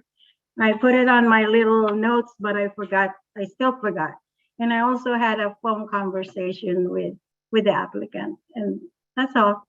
Thank you. Thank you much. Thank you. Thank you very much. Yeah. Okay, great. Yeah, it's a light item.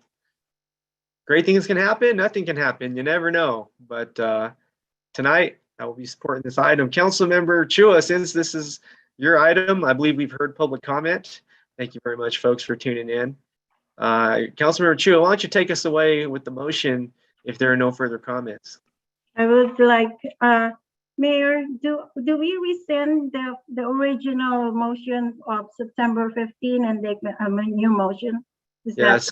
Make a motion to approve item number 15 as stated on the agenda, and included also for direction for option 1 as presented tonight, and that'll be your motion.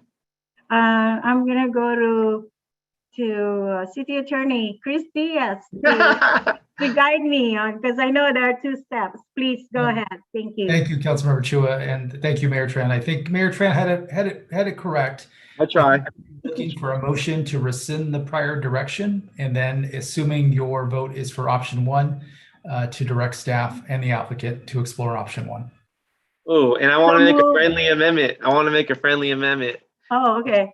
Let's do a friendly amendment for our project representative and group to go out into the community and safely and host meetings safely and get to and get more community feedback wholesomely. That's my friendly amendment. I accept the friendly amendment. All right. All right. So, Councilmember Chua, I heard you say motion, right? Right. Okay, we had a motion by There you go. There you go. We got a motion by Councilmember Evelyn Chua. We have a second by Councilmember Anthony Fan. All in favor, we'll go to the vote. Councilmember Chua. Aye. Councilmember Dominguez. No. Councilmember Fan. Aye. Vice Mayor Montano. Aye. Myself is an aye. Item number 15 passes. Thank you, Jim, and your group for being here. Thank you. And we'll see you next time. Okay. All right, great. We've got some fun items here tonight, folks. I'm really happy. It's like Councilmember Evelyn Chua night. You know, we got these items on here. Yeah, that's pretty cool, huh? Yeah. Happy you're here. All right, let's go to item number 13. Okay. Item number 13, receiver presentation on the draft development review handbook and accessory dwelling unit, aka ADU toolkit. And we have on the agenda Principal Planner Jay Lee. Good evening, council members, and thank you for having me. I'm excited to be here to present and to share about a couple of new resources that we've been working hard on. And the first one is the Development Review Handbook. So I believe it's a pertinent topic given all the discussion going on tonight. And I think we can see how it'll be beneficial to everyone. It provides a step-by-step overview of the development review process and clarifies every participant's role, and also provides more information about what staff reviews, which would hopefully make the development review process easier to navigate. The second item is a toolkit for accessory dwelling units. So the focus is more narrowed for the second resource, and it provides a summary using a lot of graphics for accessory dwelling units, and hopefully will make it easier to build ADUs in Milpitas and facilitate ADU production. And I do want to clarify that this item is just an informational item. We are not asking for any action, but we just wanted to share with you all and also our community about these resources. Next slide, please. I'll start by giving a brief introduction and background of this project, and then go over the Development Review Handbook, and then go over the ADU Toolkit. Next slide. To introduce this project, I want to start by talking a little bit about the SB2 Planning Grant Program. We received $310,000 from HCD due to hard work from our staff to get this grant, and we identified 3 projects that we want to work on. The first one are these 2 resources, and the second one is Symbiom's ADU web application, which we have shared about previously and is available for use. And then the last one is the objective design standards, which we are currently working on, and we hope to bring to you in the coming months. So these are a suite of projects intended to implement or streamline and accelerate housing production. And I also want to go over the legislative background and the context for these projects. As you know, we have updated our ADU ordinance several times due to state law regarding ADUs. There are also many housing bills coming down from the state. We talked about one earlier today. You know, in the previous project, SB 330. But there are also other Senate bills that you may have heard of. And the goal of all these bills is to address the statewide housing crisis by streamlining and facilitating housing production. And the city we are responding by implementing plans and policies to help Milpitas develop in a responsible and sustainable manner in the midst of increasing development pressure. And we recognize that there is a greater need for these kinds of resources as development activity increases. And quickly, some of the projects that we are working on is the Metro Specific Plan, as you are aware of, the Gateway Main Street Specific Plan, the Housing Element Update, and Housing Opportunity Zones, and many others.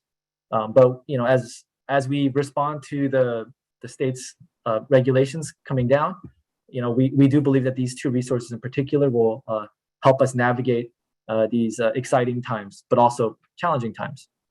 Next slide. Actually, before going into the process, I just do want to clarify that these documents are resources to educate staff, decision makers, and the public about the city's requirements and processes.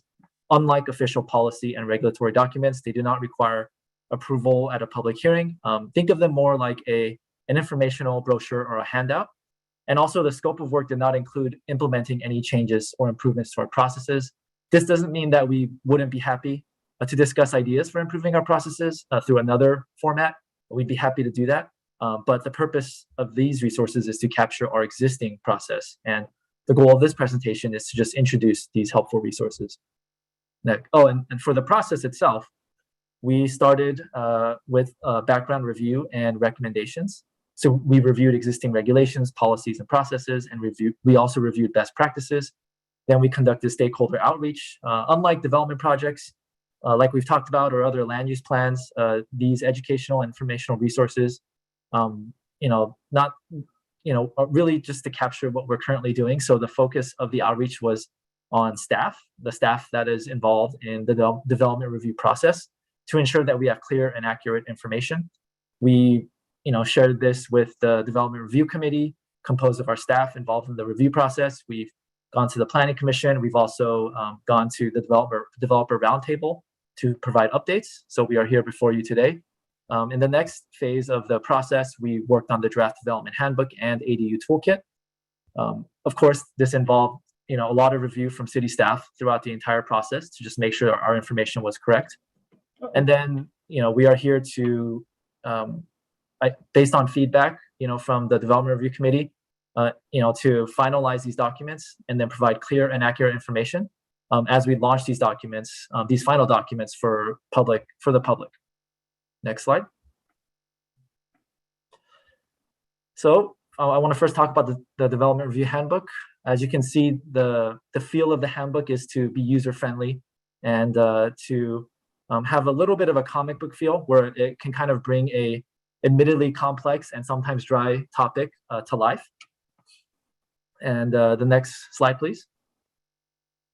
And I do want to reiterate, the intent of this handbook is to explain and clarify the city's existing processes. It provides a step-by-step explanation of the process to hopefully streamline permit review, saving time and resources, and also facilitate housing production. And who is it for? It's for homeowners, developers, both can be thought of as applicants, or any other applicants, city staff, decision makers as yourselves, and community members. Next slide, please. So I want to just share some of the pages. This isn't the entire handbook, or else it would take too long. But this page does provide the organization of the handbook. So we started with the introduction, and then we go over the development review process. Then we go over the roles and responsibilities of each participant. And then we added a section where we could go over the policies and regulations that we look at as staff. We believe that this section will really bring everyone on the same page, provide the same expectations, so that there are no surprises in the process, and hopefully streamline the process. And we also have an appendix with checklists and other useful resources, but also with a focus on the building permit aspect, which is a critical and important part of the review process as well. Next slide. So the way that we try to organize it is by letting everyone know.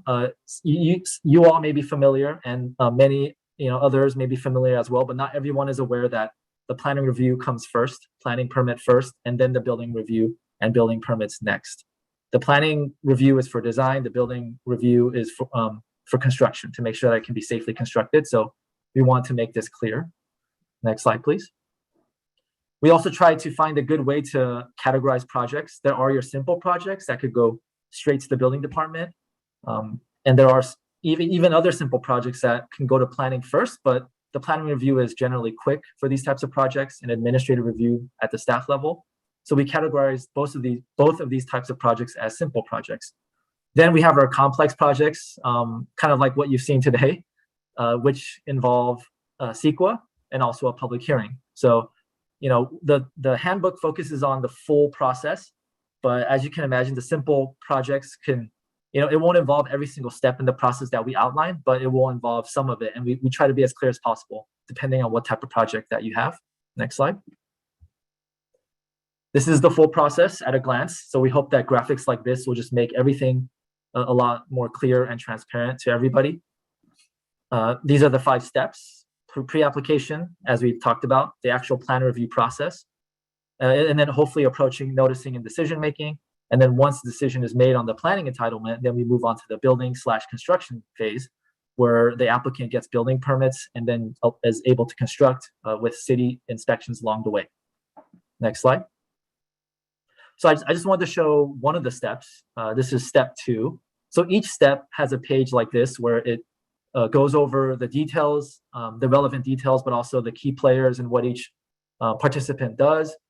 We use icons like a leaf for CEQA, and like various icons to make it clear when there's something you should look out for. Next slide, please.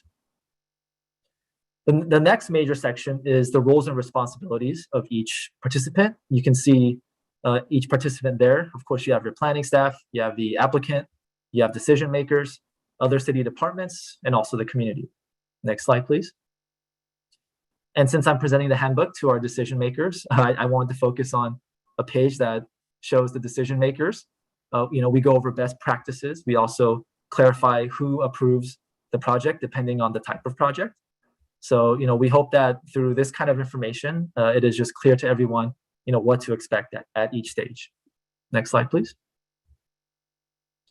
The last section focuses on, or the goal was to provide an introduction to planning, but also some of the other topics that we look at as we go through development review.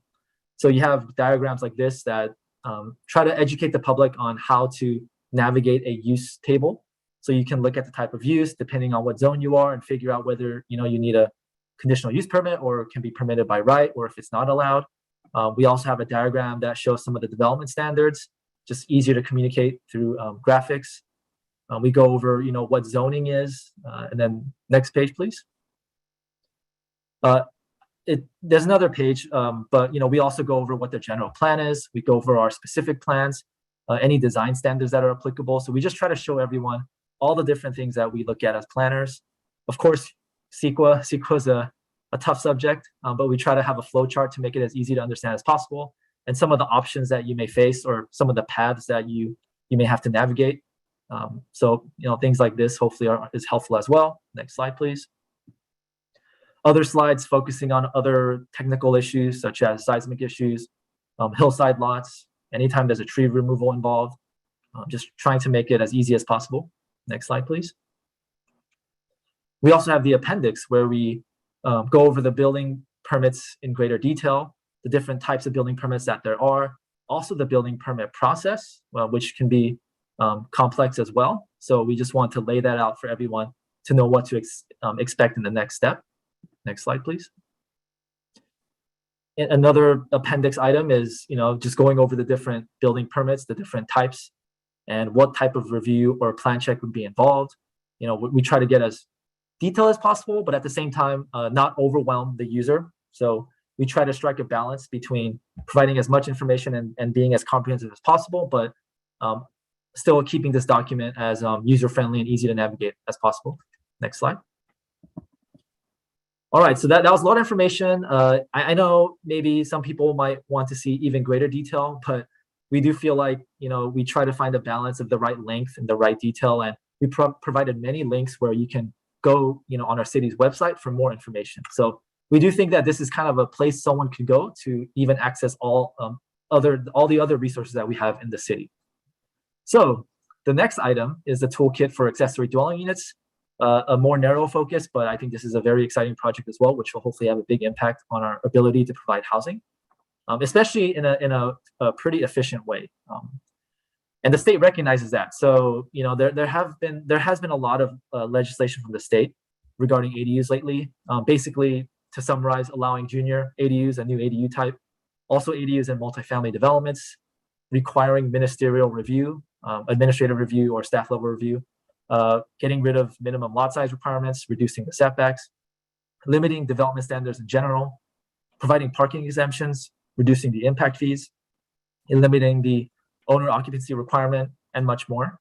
So the goals of this resource is to explain these complex ADU regulations, and they are very complex, to also guide homeowners through the permitting process and to facilitate ADU production in the end. Next slide, please. So for the toolkit, you can see this is the organization overview, goes over then each type of ADU. Then it goes over how to build an ADU and also the permit and review process. And then the last section with frequently asked questions and various resources. So you can see, the graphics to the right.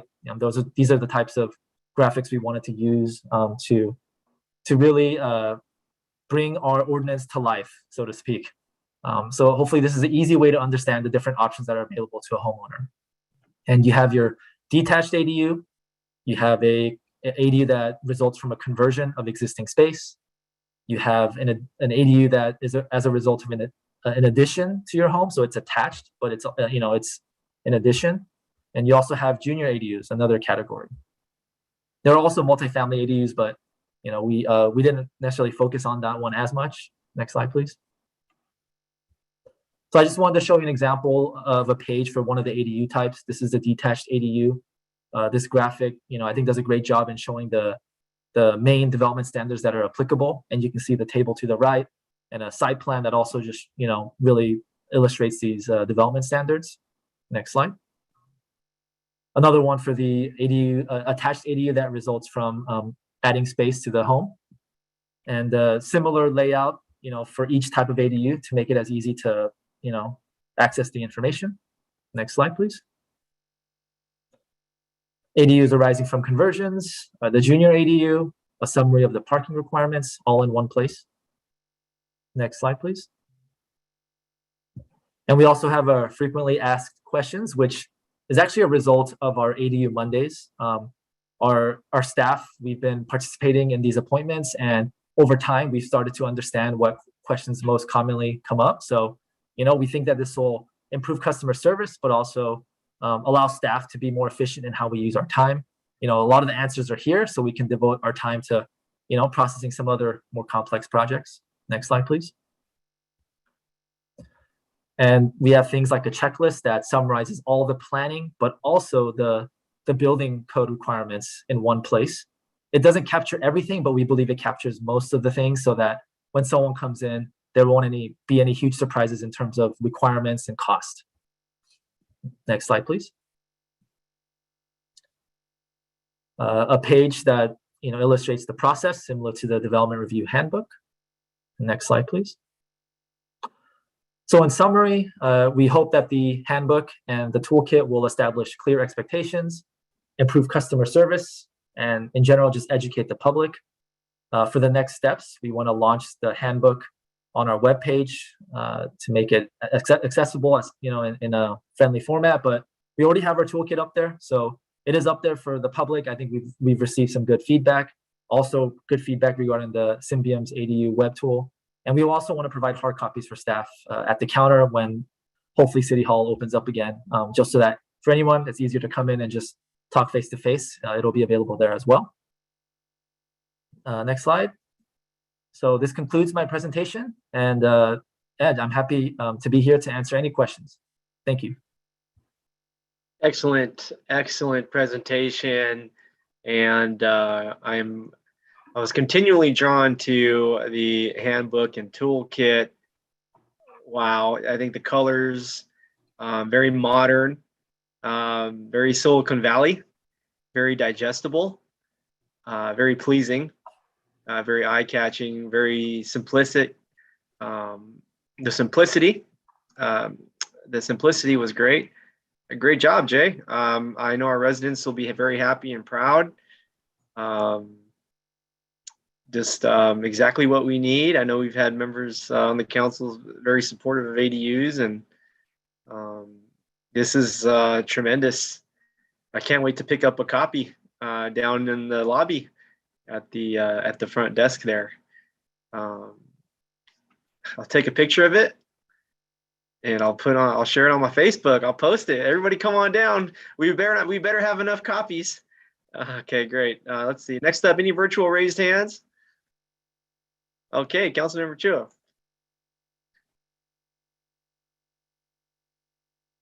Thank you, Mayor Tran. I'm so excited just to see the whole thing is now complete. It was like over a year ago when we first started doing this.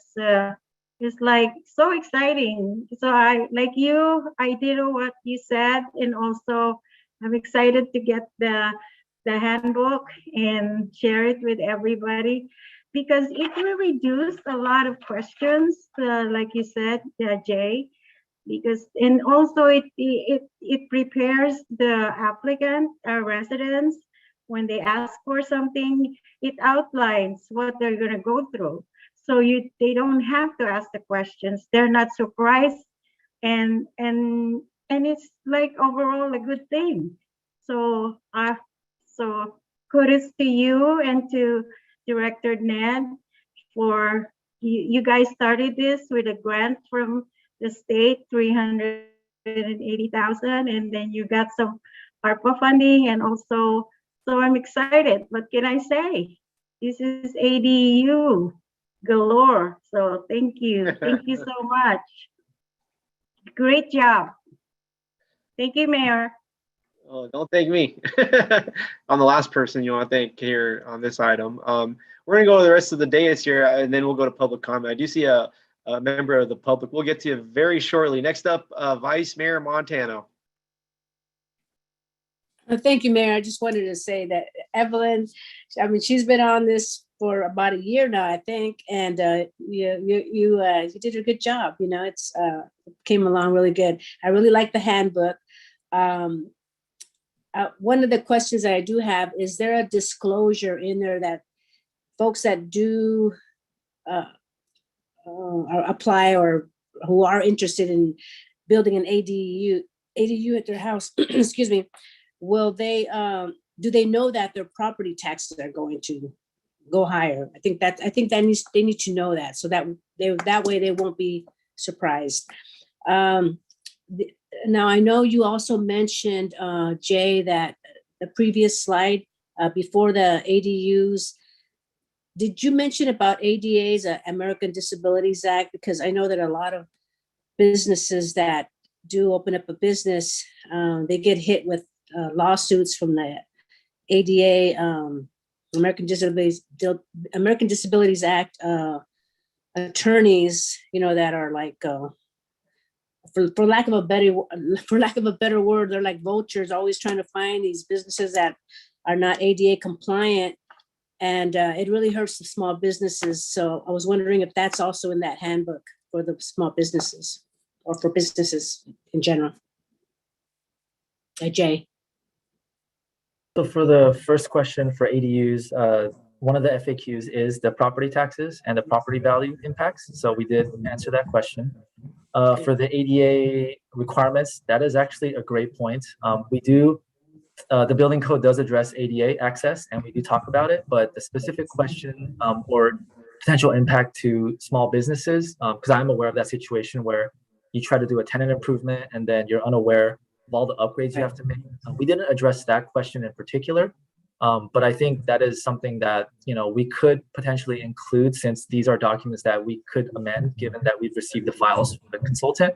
And we could also provide other resources outside the handbook, and then provide a link in the handbook that points to this issue in greater detail. Because we couldn't address every issue to the level of depth that we wanted to, but I think we can at least allude to a resource perhaps that we can address it in a separate resource. Yeah, that would be great if you could do that. Okay, thank you so much. Thank you very much, Vice Mayor. And we'll go next to Council Member Dominguez.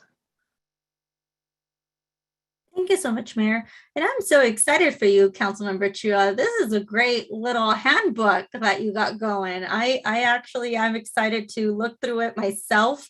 One of the things that I would like to see in there too, Jay, I know we had talked about it at the last council meeting in terms of providing either financial assistance, or I know we had talked about, you know, some of the resources that may be coming through the city council to provide us financial assistance for these ADUs to happen in Milpitas.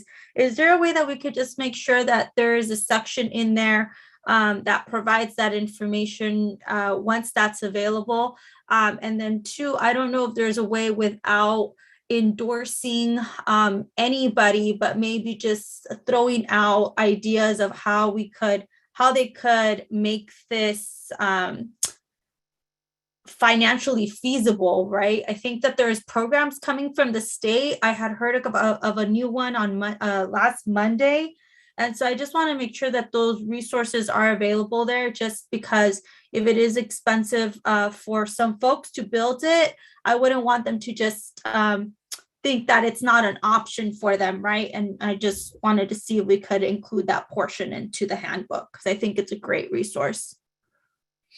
That's a great comment. And we do have some information in the handbook about legalizing an ADU, but we also point to our webpage, the ADU Corner, which provides more information about the safe ADU legalization program that the Building Safety and Housing Department is working on with the help of the Planning Department. And so I believe the details are in the works where we can provide, I think we do want to provide a checklist ultimately that makes it as easy as possible. And I know we've discussed, possibly some waivers for some of the fees. So I know our staff, we are working on that right now. And as the information becomes, or the resources become more fleshed out, we'll definitely provide that on our webpage and the handbook as well. Perfect. I love it. I love it. I love it. I love it. Thank you so much for your hard work on this. Thank you. All righty, I'm going to take a moment here to go to public comment. I don't want to keep the Milpitas family waiting too long. We'll get back to the dais. We'll go to public comment here. Mr. John Dahl, welcome.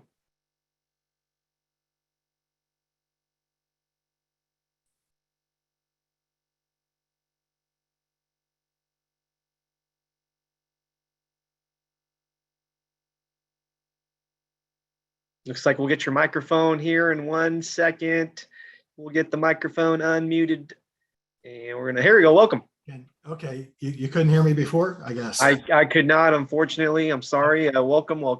Okay, well, here we go again. I just want to congratulate you both, Jay and Ned, on pulling these documents together. They serve a real public service and they're going to be greatly appreciated.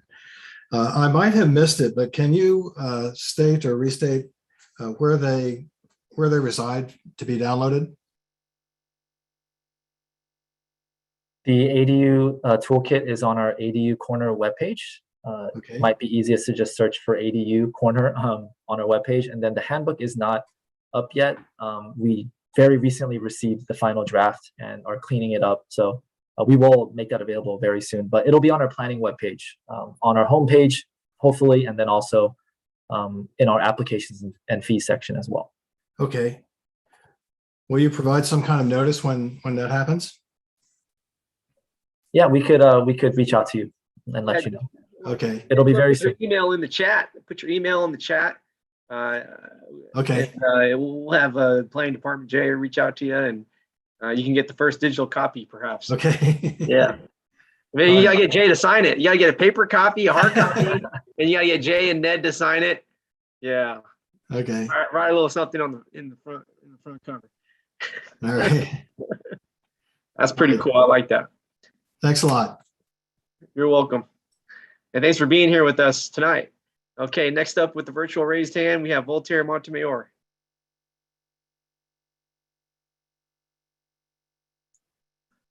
Yeah, I think it really started with the feeling of it's like retention to stay in Milpitas, let's say, or a rescue for a mortgage. And of course, some people may not be comfortable, but I advise just join the happiness of the household that had that opportunity to have the ADU. It's that's why it's a law, or I would say, if I'm right. Now we have this reference.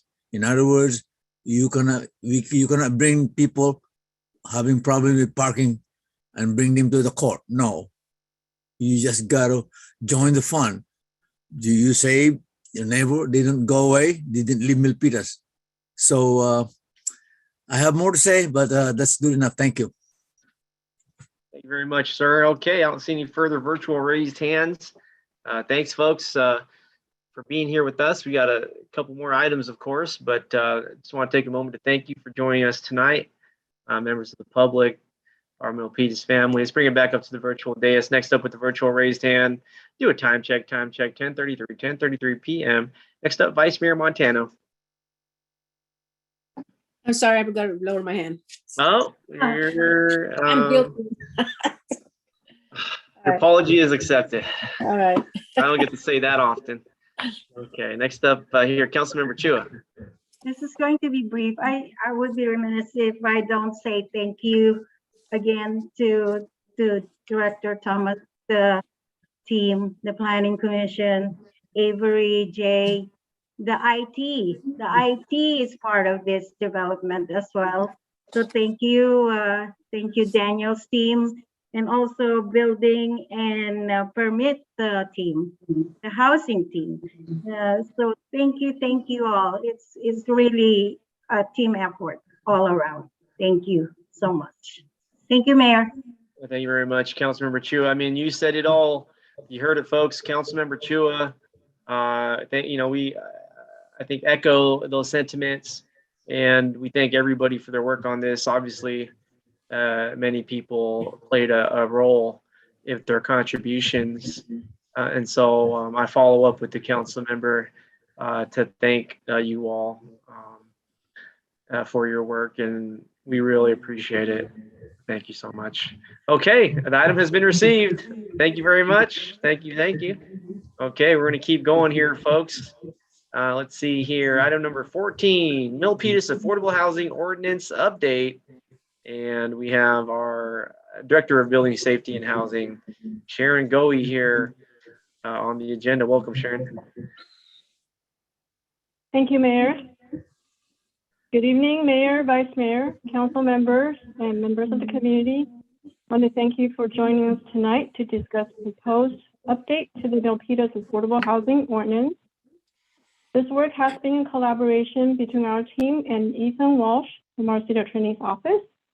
We also have input from our consultant, Libby Seifel. Next slide, please.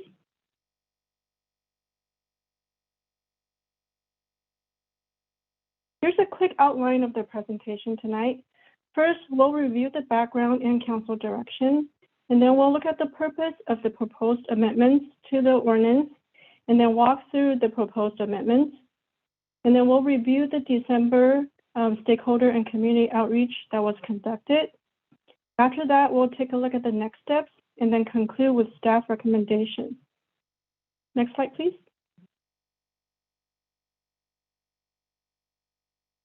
For background, the City Council adopted the ordinance on June 19, 2018. Under this ordinance, new residential developments and mixed-use projects with 10 or more housing units must include 15% of affordable units for rental development and 15% of affordable units for ownership development. These units must remain affordable for a minimum of 45 years for ownership and 55 years for rental development. The ordinance allows several alternatives to building the required affordable housing on site, including paying in lieu fees, building affordable housing off-site, dedicating land suitable for developing housing, and transferring credits between projects if a developer builds more affordable units than required. Next slide. So in 2021, City Council directed staff to explore changes to the in lieu fee provisions in the ordinance to encourage more on-site affordable housing production. Since the current affordable housing ordinance took effect, residential projects subject to the ordinance are meeting almost all of their inclusionary housing obligations by incorporating the affordable units within the development on-site. With the proposed ordinance amendments at council direction, the city will further be able to encourage more affordable unit construction on-site. Next slide, please. The proposed changes to the ordinance are intended to encourage more on-site affordable housing construction and to integrate affordable housing into market rate residential development, and this is in alignment with council direction. And staff has also proposed changes to add clarity and consistency throughout the ordinance. So tonight we'll walk through a summary of the proposed amendments, and then we'll first focus on the changes that encourage on-site construction, and then we'll go through the amendments that add clarity and consistency throughout the ordinance. So on this slide here, you see a summary table showing key proposed changes to ownership and rental requirements. For on-site development, we have proposed to change the affordability covenant for ownership units from 45 years to 55 years to be consistent with rental unit affordability. This change would apply 55 years to all affordable units created under the Affordable Housing Ordinance.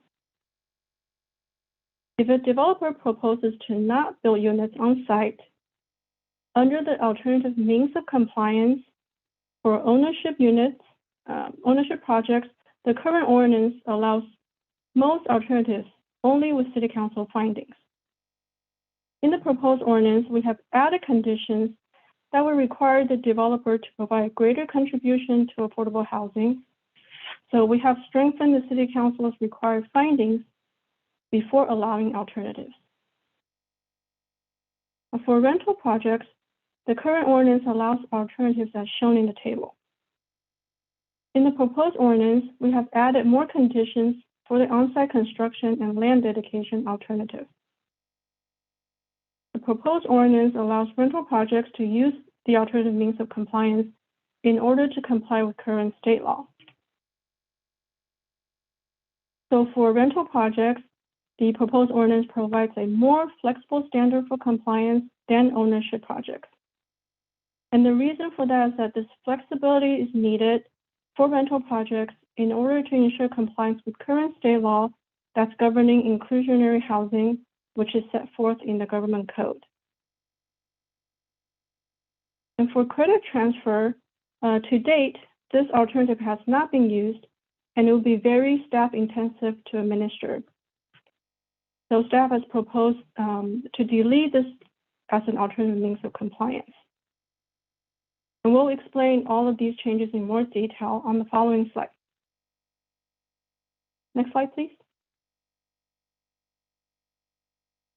So Section 4 addresses exceptions to building the affordable units on site. As you heard, City Council provided direction to staff to find ways to encourage more on-site construction rather than paying new fees. So in tonight's Affordable Housing Ordinance update, our proposed amendments still provide alternative means of compliance, and that's because providing alternative means of compliance is needed in order to comply with current state law. However, for residential ownership development, as we mentioned, staff has proposed substantial changes to the process for granting exceptions, which includes strengthening the City Council's required findings before allowing alternative means of compliance for ownership housing. And through this process, we're incentivizing developers to build affordable units on site. So we'll go through this in more detail in Section 4A. For residential rental projects, the proposed changes give developers the option to either build affordable units on site or utilize any of the alternatives listed in the ordinance under certain conditions. And this is to provide flexibility in order to ensure consistency and compliance with state law. And we'll go through this in more detail in Section 4B. Next slide, please. So Section 4A covers ownership projects. As I mentioned, staff has proposed changes to the process for granting exceptions to building units on site. We have provided more stringent standards for ownership projects to use any of the alternative means of compliance. In the proposed ordinance, in order to not construct on-site units and use one of the alternative means of compliance, findings must be made by City Council. If a developer intends to not build units on site and use one of the alternatives for ownership development, the developer would need to provide a greater contribution to affordable housing or some other greater community benefit as compared to building the units on site. Next slide, please. So from a legal perspective, it is recommended that the city still retain alternatives for ownership projects as part of the ordinance, rather than requiring all affordable units on site. The key court case that upheld the city's authority to require inclusionary housing is what you see on the screen there. It's the California Supreme Court case in 2015.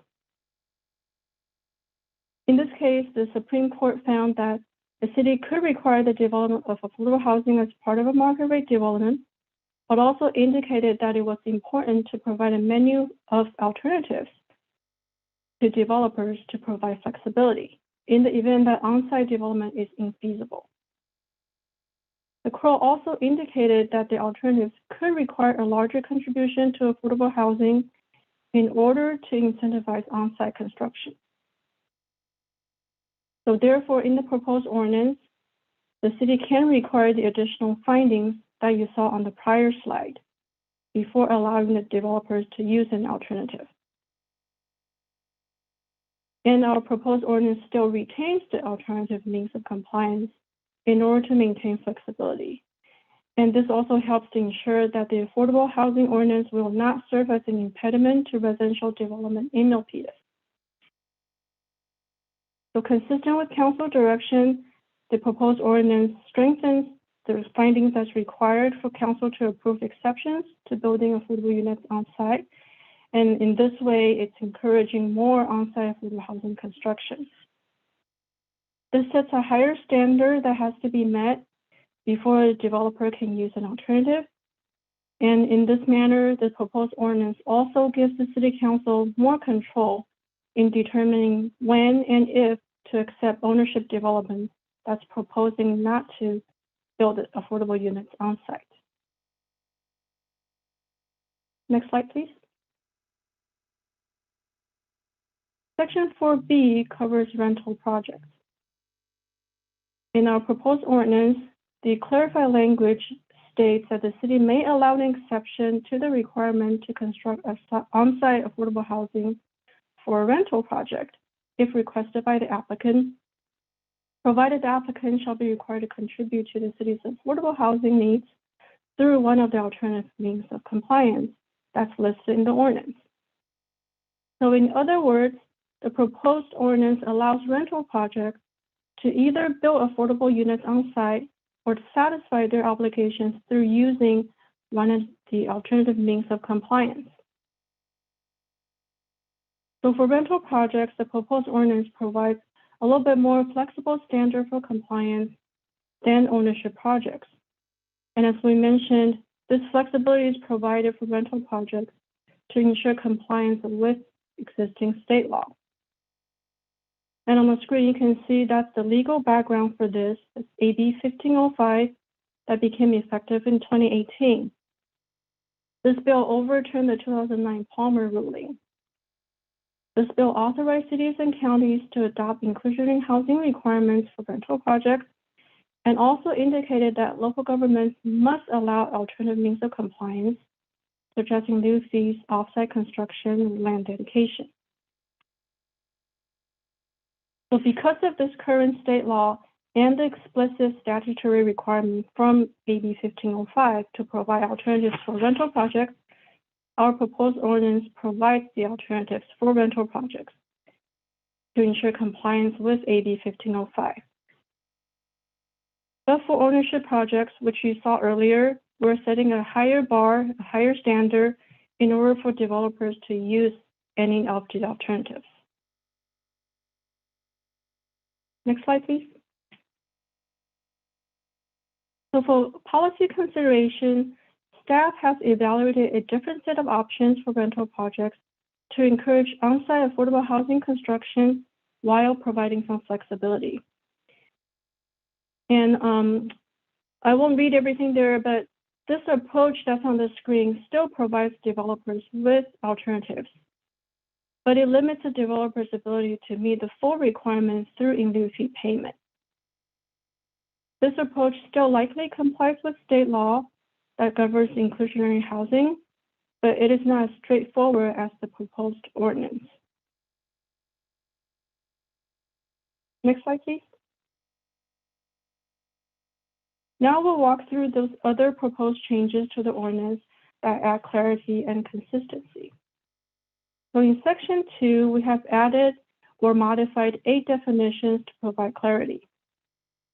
We're staying consistent with the current ordinance and just really making the definitions more explicit to remove ambiguity.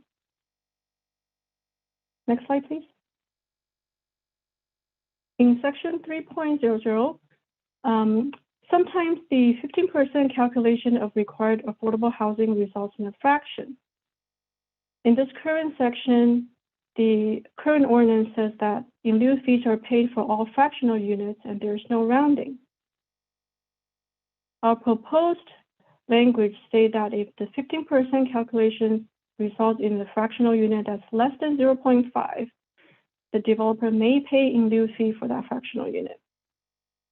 And if the 15% calculation results in a fractional unit that is equal to or greater than 0.5, then this requirement is rounded up to the next whole number, and this will result in one more unit. Another proposed change in this section adds language to clarify that accessory dwelling units shall not be included in the calculation of the total number of units subject to the on-site 15% inclusionary requirement. Next slide, please. In section 3.02, our proposed change clarifies that the ordinance applies to mixed-use projects. We also delineated a list of data and information that needs to be included in the submittal. So this clarifies the key documents that must be provided to staff in order to review the project. In section 3.03, we have added language to explain how concurrent construction of affordable housing units must be carried out for phased development.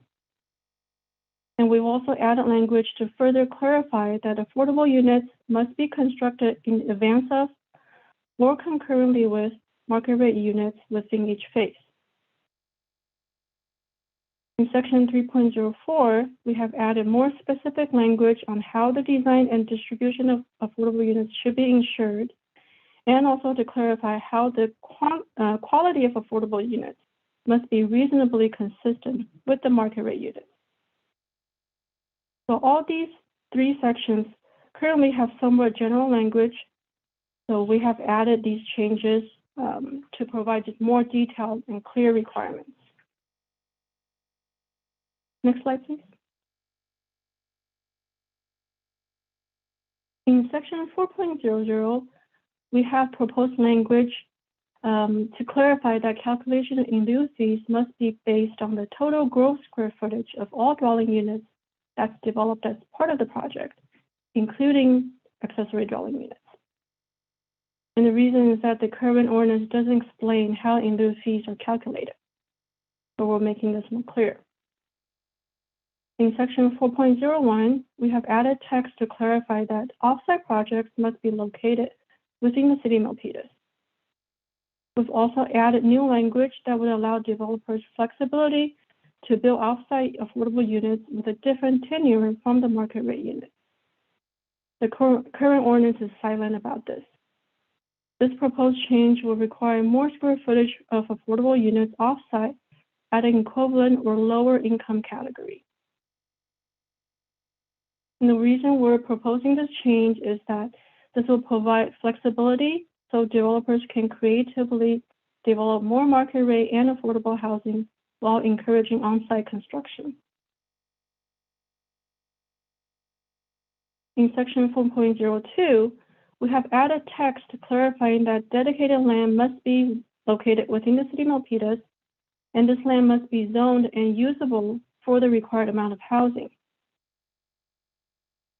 We provided specifics on what land is acceptable for dedication under this ordinance, because dedicating non-residentially zoned land is just not acceptable because that would require the conversion of employment land, and this will be taking away jobs. Next slide, please. So for credit transfer, as we mentioned earlier, under the existing ordinance, upon request of the applicant, the City Council may permit an applicant to apply for affordable unit credit for units constructed in excess of the number required. And this proposed change would delete credit transfer as an alternative means of compliance, because to date, this alternative has not been used and it will be very staff intensive to administer. So we're proposing to delete all the related sections. Next slide, please. In section 6.00 and 6.02, we proposed updates that would change the affordability covenant for ownership units from 45 to 55 years to be consistent with rental unit affordability and to gain a longer-term affordability. And this change would apply 55 years to all affordable units created under the Affordable Housing Ordinance. In section 6.03, the current ordinance states that the city shall endeavor to make housing available for Milpitas residents and employees. Proposed language is added to broaden the criteria for preferences under the ordinance to add displaced former Milpitas residents and households with children enrolled in Milpitas Unified School District that have inadequate housing as defined under the Federal McKinney-Vento Homeless Assistance Act. We have also added language to clarify the need to conform with state and federal fair housing laws. So this wraps up the key proposed amendments to the Affordable Housing Ordinance. Next slide, please. So on this slide, we're showing you the stakeholder and community outreach that has been conducted. On December 8th, the city posted the proposed amendments to the ordinance on the city's website, along with a summary of the proposed changes, a redline version of the proposed changes, and a clean version of the proposed changes. On December 16th, we hosted a community development roundtable to gather input from developers on the proposed changes.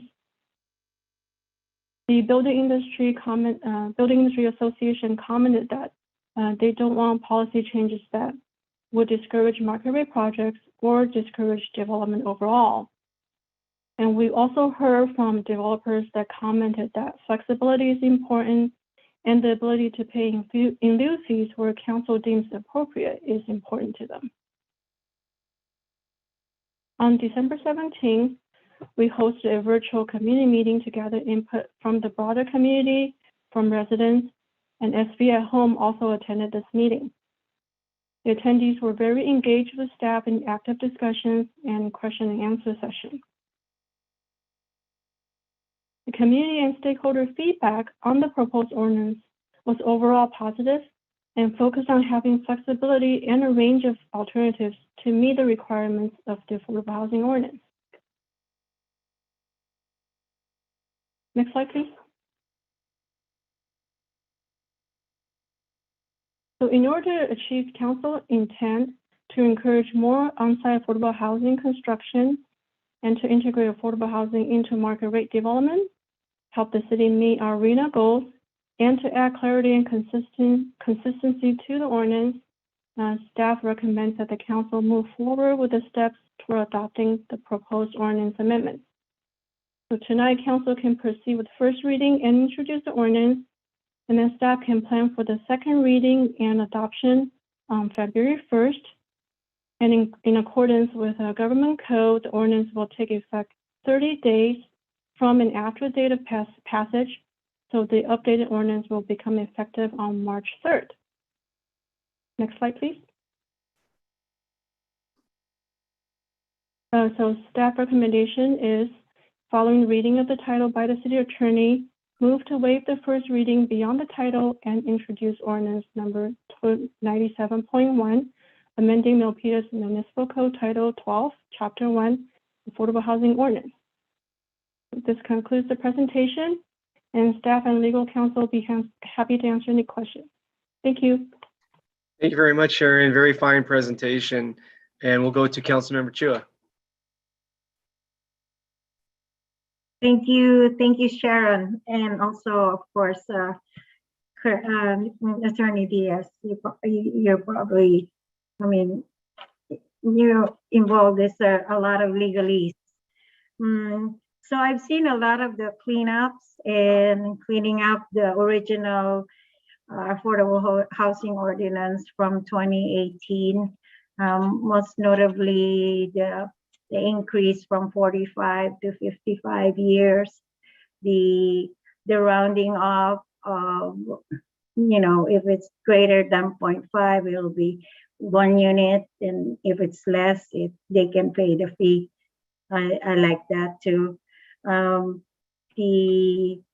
The other issue, when I asked for this originally, I was just focusing on the ownership units, but you went above that and you addressed the rental unit as well, both of you. So I commend you for that. And what else? It's very thorough. Now I look at it, we now have a very clean and clear affordable housing ordinance. So thank you. Good job. Appreciate it very much. Thank you, Mayor. Thank you very much. Thank you for your leadership on this item. Nice to see it come back after a year. That's how things work in City Hall sometimes, and the timing couldn't be better. I'm just really excited about all the work we have here in 2022, and I couldn't ask for a better organization to benefit our residents. So same sentiments, very thankful. Okay, any further virtual raised hands? Looking. Okay, if there's no let's go to public comment. Public comment, folks. Okay, Mr. Montemayor. Yeah, I like instead of a diagram, you have now the tabulated notes and figures. That's a big guide already going to details.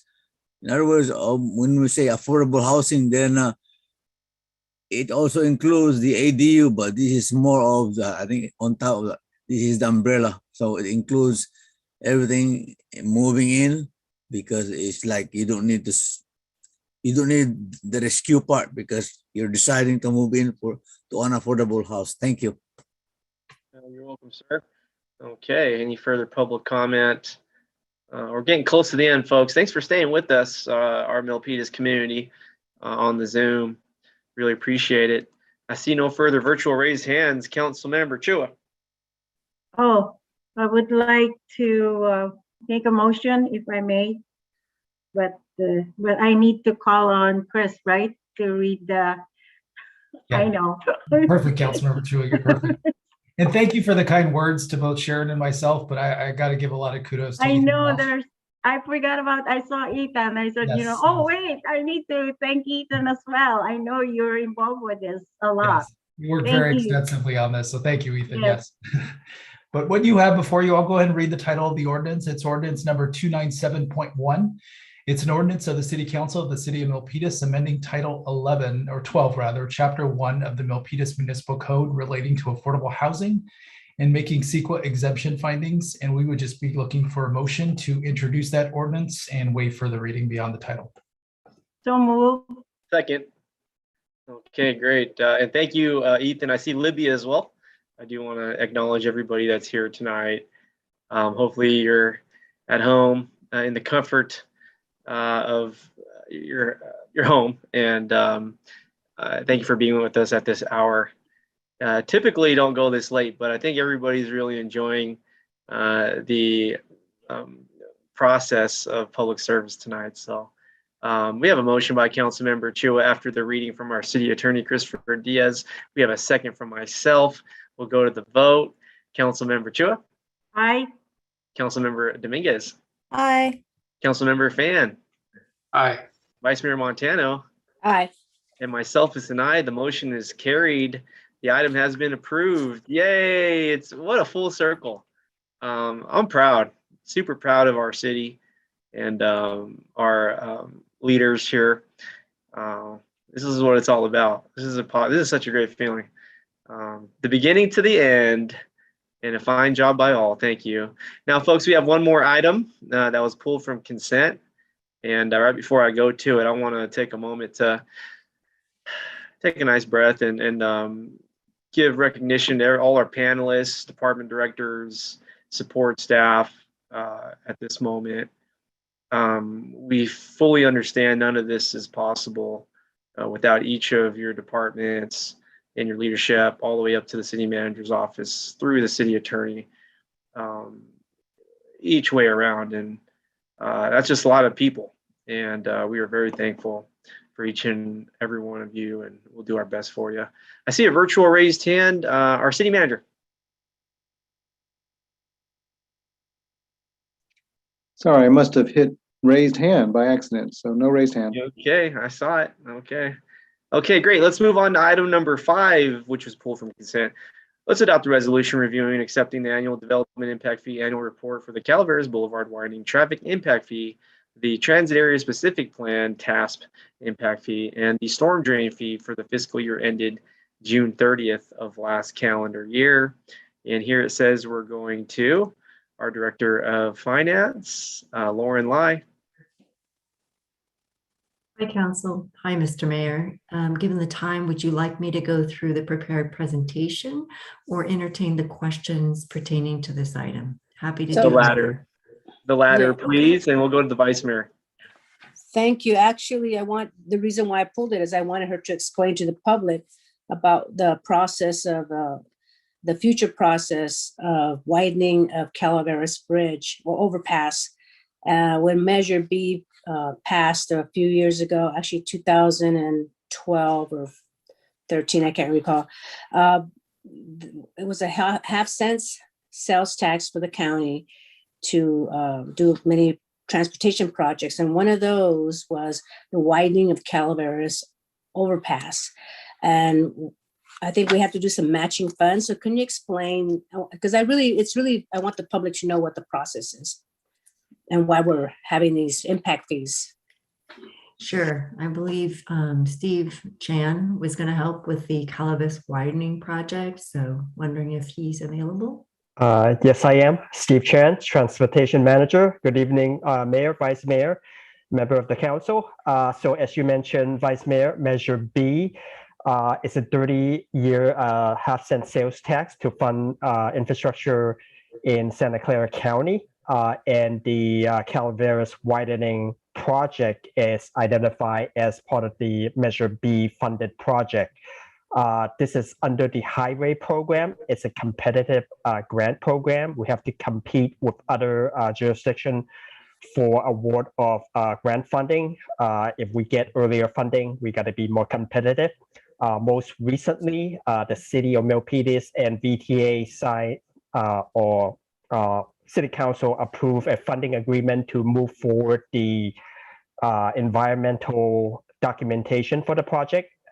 In that phase of the project, the city is contributing $5 million of its Calaveras Boulevard traffic impact fee towards that phase of the project.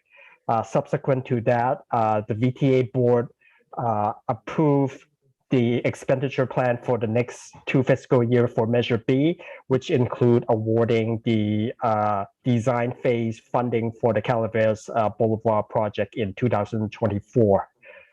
There is at this time no further planned funding for the project. The next time frame that we'll be competing is at 2024, where we will submit the Calaveras Boulevard project for consideration by VTA board for the full funding of the construction of the project. The Calaveras traffic impact fee collected by the city contribute to the required 10% local match required by Measure B funding. So that's where the local dollar will come into play for this project. Very well said, Steve. Yeah, thank you. So I just wanted to let the public know that those impact fees are put in a pot, if you will, and we'll keep accumulating those monies for when we do get that the matching funds, the 10% for the widening of Calaveras Bridge. And I serve on the VTA board, so I've been advocating and batting for that project. Unfortunately, this was my last year on VTA board because Santa Clara, the city of Santa Clara and the city of Milpitas, we alternate. So this was my year to be off, and Santa Clara will be on for the next 2 years, and then I think Sunnyvale's next. But I am still an alternate and still there batting for the widening of Calaveras Bridge. But thank you so much. You said it well. Thank you. Thank you very much. That's it. And with that, I would like to, unless anyone else. Public comment. I go public. Okay. I'm sorry. Sorry. All right, let's go to public comment. All right, folks, we have item number 5 pulled off the consent, and we'll go to Mr. Montemayor. Thank you, Vice Mayor. Yeah, of course, we want to know. Yeah, either we subsidize either from the federal or from the state, then we should know. Thank you. Thank you very much, sir. Okay, last item, folks. Any comments from our attendees here on the Zoom and still with us? Hopefully, y'all had a great night as well. It is a community effort. These meetings are so much more connected than they've ever been. Folks are chiming in, and it wasn't like this maybe 10 years ago. So, yeah, it's great. Okay, thank you. That's public comment. If there's no further requests from the council with any virtual raised hands, I'll look to the Vice Mayor of Milpitas to move the item. Thank you, Mayor. So I'd like to move this item forward. Is there a second? I'll second it. All right. We got a motion by a council member. Let me start over. Disregard. We got a motion by Vice Mayor Montano to approve item number 5. We have a second. Councilmember Chua, all in favor. Let's go to the vote. Councilmember Chua. Aye. Councilmember Dominguez. Aye. Councilmember Van. Aye. Vice Mayor Montano. Aye. And myself is an aye.